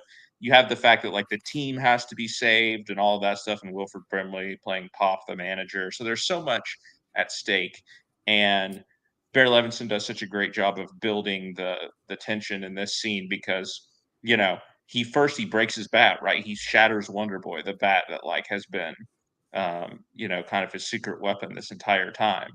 And obviously, he's starting to lose his magic a little bit. He starts bleeding, basically from where he got shot, like in the beginning of the movie. You wonder, like, is he going to be able to do it? He has a new bat now, and again, takes his time. He like takes a pitch or two, foul ball, and then finally, that crack of the bat. And as soon as the crack of the bat happens, that Randy Newman, which is one of my favorite scores of all time, just kicks in, and the ball just goes flying out, slow motion into the lights. It explodes. Again, the score is like blasting. Everyone's going crazy. Again, it's all in kind of slow-mo. That shot where he rounds first base and you just see the lights like exploding in the background, and looks like fireworks. Like that shot was like the background of my computer for a long time because I love it so much. Caleb Deschanel, great cinematographer, shot the movie. Yeah, it's such a beautiful scene, honestly. And for somebody who is such a big sports fan like me, it really captures that like the magical moment when something totally unpredictable happens. Like the biggest comparison for this would be like when Kirk Gibson hits his walk-off home run in the World Series, with one leg basically. And so that sports can produce those kinds of moments. So even though it's kind of a fantasy in the context of the movies, it makes you think of all the real moments in sports that have made you feel like that. So it never gets old for me. I could watch it all every day. Yeah, great scene. I remember watching this as a kid. Like, this was on cable all the time, and like, you have flashes of movies you watch when you're real small, and you don't like remember details. But I remember the lights exploding to that music, and it's a great sports movie moment. My only thing I would disagree with you is calling it unpredictable, because I feel like, and again, I've always known the end of this movie, so maybe that has something to do with it. But I feel like the tone of this movie sets it up where like he's not going to fail. Like I think they set this character up. The real events, though, like a Kirk Gibson type thing. Yeah, oh yeah, definitely, yeah. So yeah, it lends itself to that. So, but yeah, I don't like. I mean, I don't know if you have any more sports movie moments on your list, but this is definitely a top one. Everybody else in the natural homeland. I haven't seen it. Yeah, it's not one that ranks really high for me, but this moment is like all-time sports moment in film. Like the score. Can't wait to see my new outfielder hit him into the lights at Fenway. It's going to be a great deal. So yeah, it's a good trying scene. to stay out of last place in the AL East. Oh, shut up, Central! Shut up, Central! We will win the division now. We are poised. All right. So we're heading home. Jack, what is your number 11? All right. Yeah. It's another FANDOM movie. I'm not going to lie to you. It's no, it's the end. Well, that makes sense. I know exactly what it is now. It's Snape's memories from Harry Potter and the Deathly Hallows Part 2. Not what else. This moment breaks me every time. Never before. Here's the thing. Watching these movies, I hated Snape for a long time, just like I'm sure a lot of people did. Never before has a movie made me rethink my opinion of a character so quickly. This scene is beautiful. The way that it reveals Snape's backstory and everything that he's done, why he killed Dumbledore, why he did everything he did, why he treated Harry the way he did. It works so well. It completely recontextualizes the character. This is a movie that I have a strong connection to because it's one of the movies that, like, early on made me fall in love with movies. But this scene is beautiful. It's incredibly sad. And Alan Rickman, that one line always, when every time he says it, tears. I get why it's not on anyone else's list. It will always rank high on one of my lists. I can't help but love this scene. This scene means so much to me. What am I about to say to you, Jack? Too high. Too high. 11, way too high. Yeah. I'll give you this. I think in retrospect, when you look over the whole series or saga, or whatever you want to call it, I think Snape is one of the most interesting characters as far as just like where he's coming from and what he's doing and why he's doing it and what his motivations are. So it's cool to get this payoff of all at once, just, getting his, what made him tick and why he did what he did. I don't have anything bad to say about the scene other than 11 is crazy high. Like, if you were to put this at like 80, 70, I'd be like, oh yeah, that's your Harry Potter scene. I'm fine with that. But I mean, have you had any other Harry Potter scenes yet? No. So I'm assuming your top 10 is not going to be a bunch of Harry Potter. So this for the whole thing, that's wow, that's a pick. Everybody else on Deathly Hallows, Snape's Memories. It's a good scene. It's all right. Yeah. Cody. Scott. What? Mexican Wow. standoff. Okay. I have only seen the movie once, which is when it came out. It's never been one of my favorite Wizarding World movies. I should go back to it though, because it's been 11 years now. So I don't remember the scene super well. But I do love Snape as a character. I mean, I think one of the strong points of the franchise is how well fleshed out the ensemble is, not just your main character, main couple characters. Snape's the best in the entire series. That's always my favorite. I've always loved him throughout. He's mean to him. Perfect. What you need. He's the he yells at the students. I can encourage that. Overall, I was considering it, but overall I love the series, so it's really hard to just pick and choose. This is probably one of the best moments from it, but yeah. Too high, Jack. Just too high. Okay. All right, Cody. What's your number 11?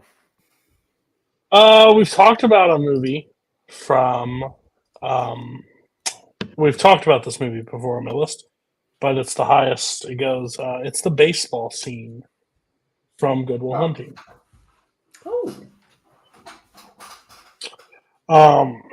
Yeah, like it describes. He's talking about my ballpark. Like at the end of the day, he's talking about a moment from my baseball. So already there's like a personal emotion. I've seen this clip my entire life, but overall, he's talking.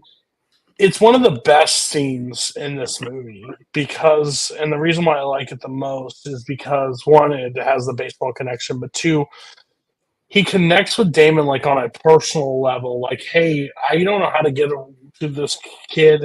I'll poke where I think it might in sports, and starts describing the home run and hitting it down the left field line. And wow.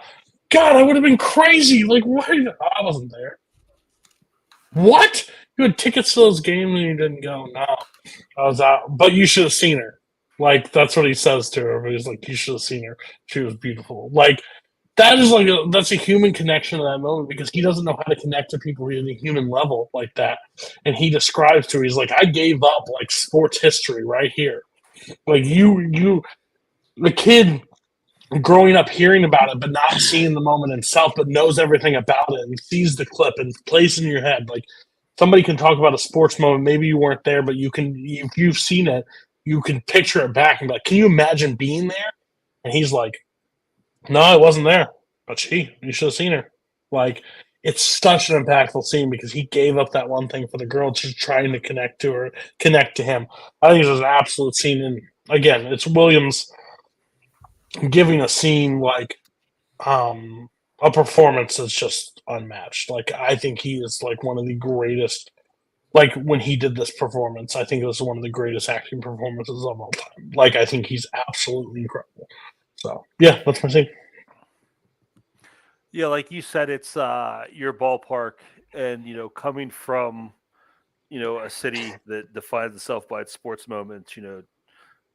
Mazeroski's walk off, the Immaculate Reception. Knowing that stuff, and the idea of hearing him, their excitement for this is I understand, completely relate to that. And I also Cantona Holmes catching out of the end zone for the touchdown. 2000, exactly.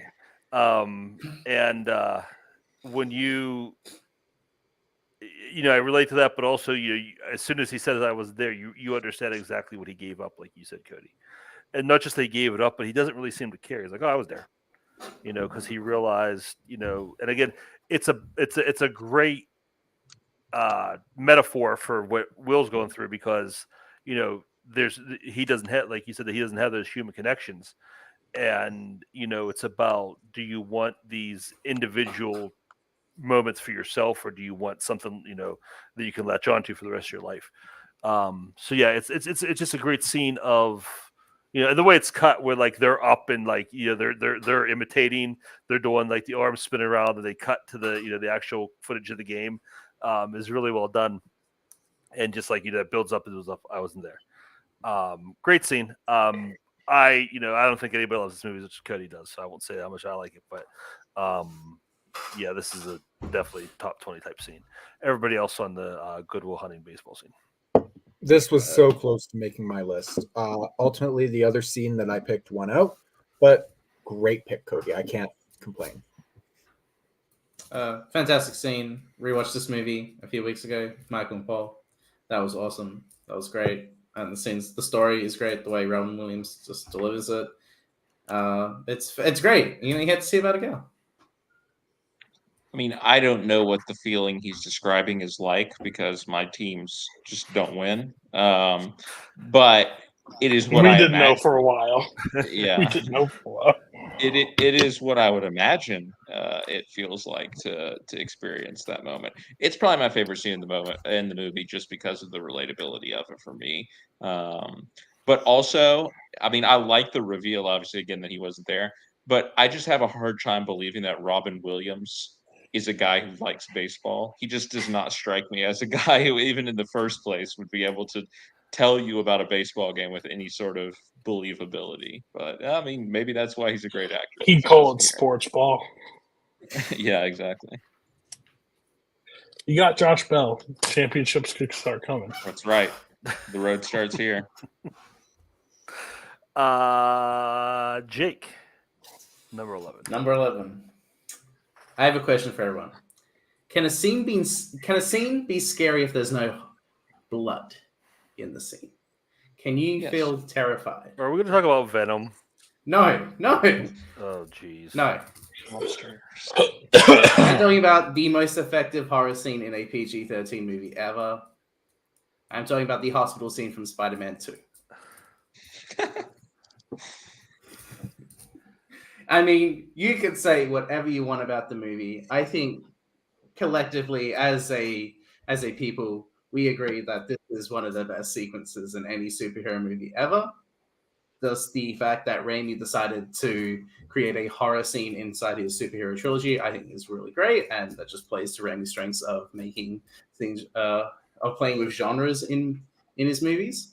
But we all know the scene. Like, it's the arms. It's why Doc Ock is a terrifying villain in the movie. Is that because of his arms, the way that he is just not even conscious. It's just his arms killing all these doctors and nurses, and it is really effective. The fact that there is absolutely no music playing during the scene. You have a little bit of brevity at the opening. The guy says, "Anybody here take shot class?" You see one of the arms slightly move and then stop, and he keeps going, and then bang, it just turns into full-on anarchy. And it's terrifying the way that we don't see what's happening for most of the doctors. It's just sort of the thought process of what happens after. Like, you have the one nurse, just her nails just digging into the floor as she's being dragged across. Like, that is absolutely effective. You got the guy trying to cut one of the arms with the chainsaw, which is a nice little callback to Evil Dead. But it is so effective, just how like terrifying the scene is. I remember watching this in the cinema and just being like, "This is so effective." Just I felt something from a villain, and the fact that we get more of an emotional connection. But I absolutely love the fact that when the arms are just dragging and moving all these corpses and all the doctors, we just get that one close up of Octavius just not even conscious. How he's just there, and it's just the arms doing all the damage. Sets up an effective villain and a wonderful, wonderful horror scene in this superhero movie.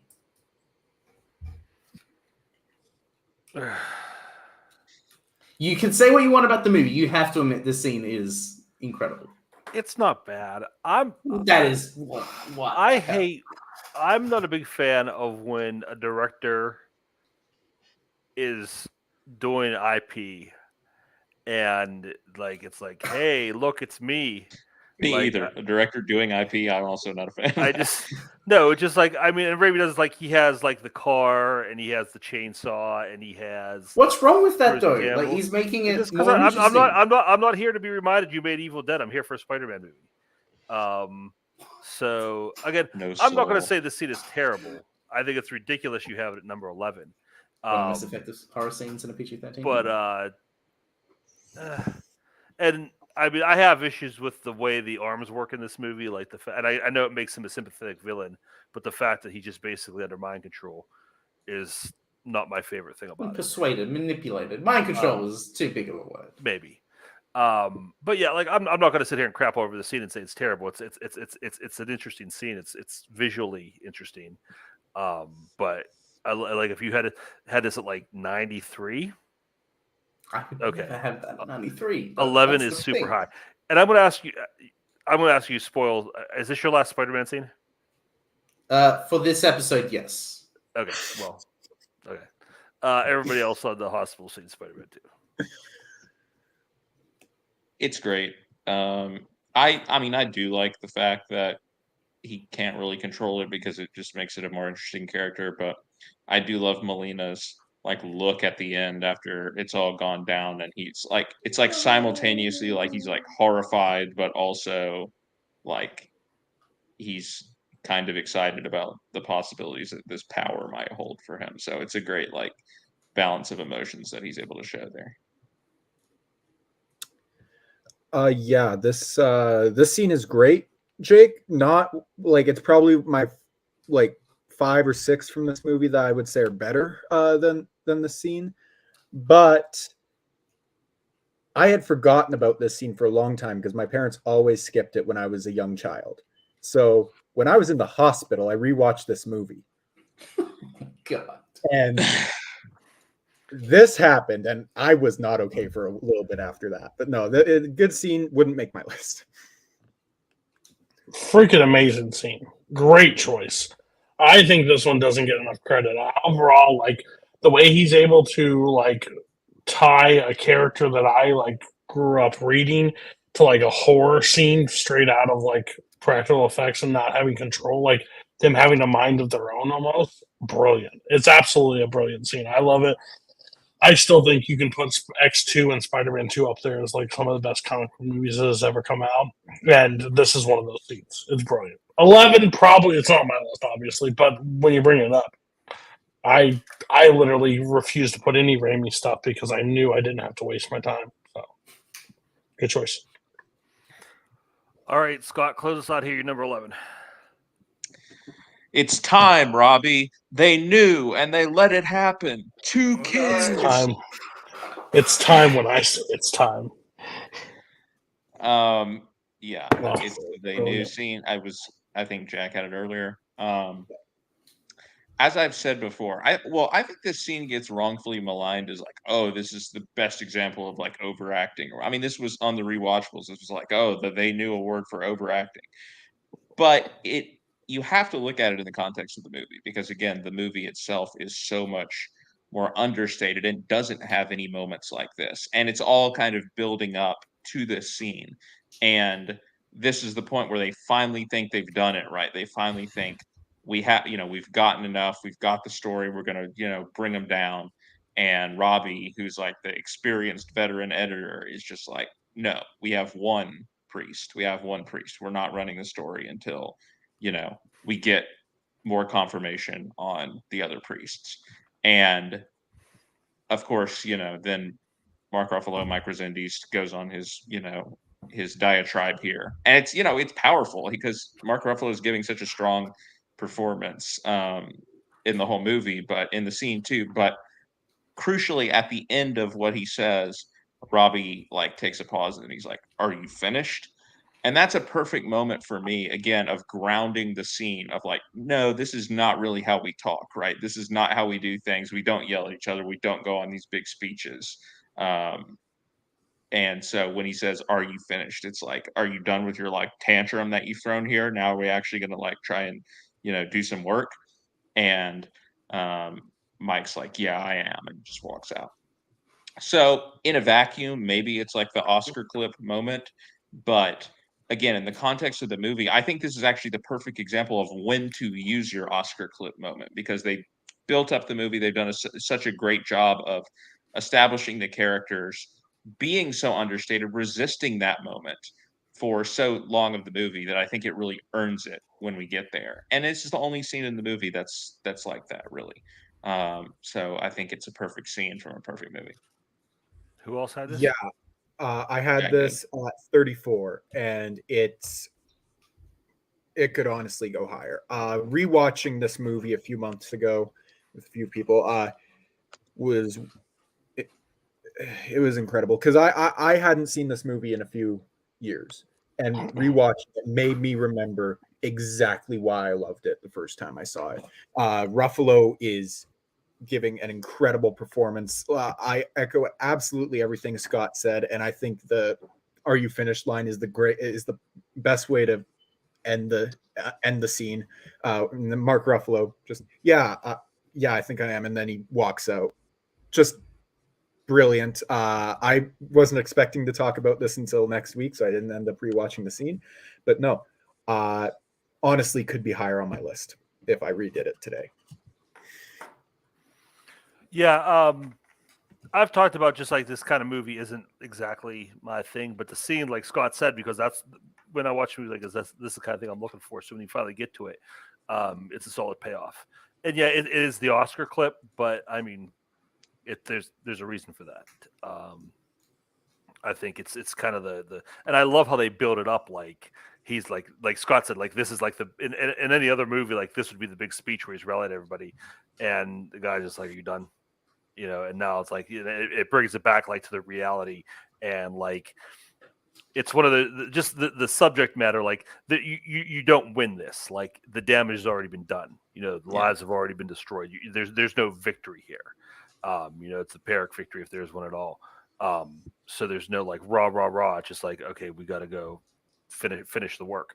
So again, not a movie that I hold as high esteem as everybody else, but again, I'm not going to tell you it shouldn't be top 20. Everybody, well, who didn't have this? Jake and Cody. When the Oscar nominations are announced, then that gives me a list of like what Best Picture films I have to see for the ceremony. I remember for 2015 having not seen Spotlight and knowing it got all the Oscar nominations. And as a little game, and I do this with all the movies with acting nominations, I try to guess what the Oscar clip is going to be. And I remember getting it right on the fucking dot for Ruffalo's clip being that they knew and they let it happen. Which I feel like it's fun to mock the scene, I guess. It is a great scene, like to be completely honest. I just love making fun of the scene because it's funny to me. But I also think the movie's fine. I do wish that I liked the movie more, but I have sort of a vendetta against it for beating The Revenant for Best Picture. So that's just a personal, selfish sort of feeling that I have. Whenever I get over that, it'll be fun to rewatch this movie and see if it's better in my eyes.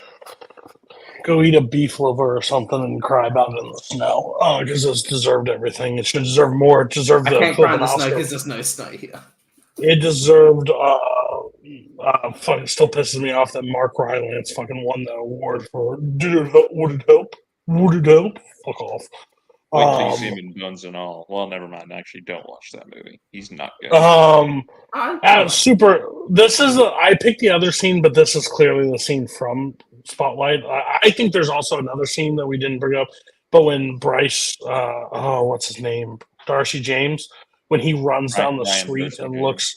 Yeah, when he runs down the street and like looks at that, I think that's an impressive scene. But this scene, when he reads the newspaper and like it's such a thing. It's like you need somebody to oversee, somebody to be higher up, and that's what Michael Keaton basically does. Because we're not ruining what we have. I understand you're pumped, you're fired up. We have what we need, but we need more just to make sure it's ironclad and it's proved. But he's like. You're pissing, like, you're so mad. We've always had a boss. We always had somebody that tells us something that we just completely disagree with. Like, why can't we just run now?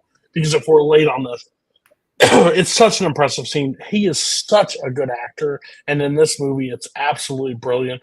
I love this movie. Because when he's like, because he's like, you finished? Like, just when he looks at him and he goes, we need to run it now. I'll run it when I say we'll run it. Like, it's just like, Yeah, but like it's such like a because he says it's true. Like we all grew up in this area. It could have been any of us. Yeah. It had, luckily it wasn't. But how many more are there out there? You have to do something. Like it's such an important story. Again, so overseen for so long. I didn't think this movie had any rewatchability. I was so wrong. I have to tell myself every month that you don't need to watch Spotlight this month, but I want to watch Spotlight this month. So it's great. So great choice. I knew you were going to have it on here when I knew you were on the panel. I didn't waste a spot on it, but it would have been my like top 22. It's great. Okay, that's the show. I got to name winners here. First place is Cody. Just way too. I mean, he had Inglourious Bastards. He had Justice for All. He had Raiders, Green Mile, Jaws. That Raiders pick, I'll tell you. Just too much. Just too much there to overcome. The other three are close. That's what I was thinking the entire time it was happening. I was like, this would be tough on my end. Yeah. You know who I think is in second place? I think it's Jake. No way. Wow. Yeah, Jake. I mean, really? Jake has 3 legitimate top 10 all-time scenes on the list. He got Good, Bad, the Ugly. He's got Whiplash, and he's got The Mask. Scott and Jack just didn't match up. And there's nothing. I mean, there's stuff that's too high. Everybody has stuff too high on it. There's stuff that's way too high on Jake's list. Yeah, I was gonna say if you're gonna say that for me, you have to, it's everyone else. Nothing that's completely terrible. That I'm like mad about.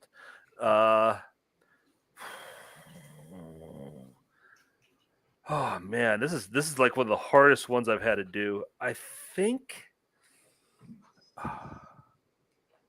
think Scott's third. Yeah. Kill a Mockingbird, Pelham 1, 2, 3, Spotlight, Natural. Just a lot of great. Like he doesn't hit the highs that Jake did, but his list pretty steady. And then Jack is a very, very close fourth.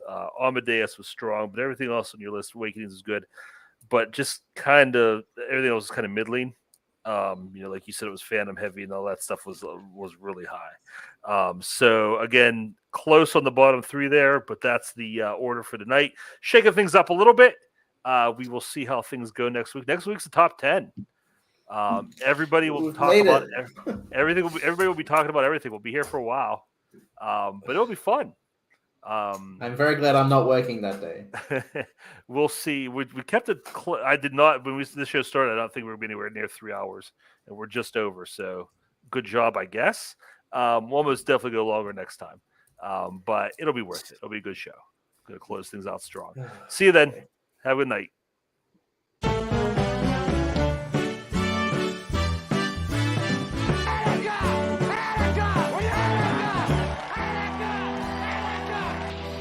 Going to intimidate me. I'm entitled to my opinion. Drunk and angry. Come on, break the lousy cup. Ow! I hurt my arm. Bob, and I'd expect everybody. I'm going there soon, you know. Is that so? Where are you going? Uruguay. Well, you go Uruguay and I'll go mine.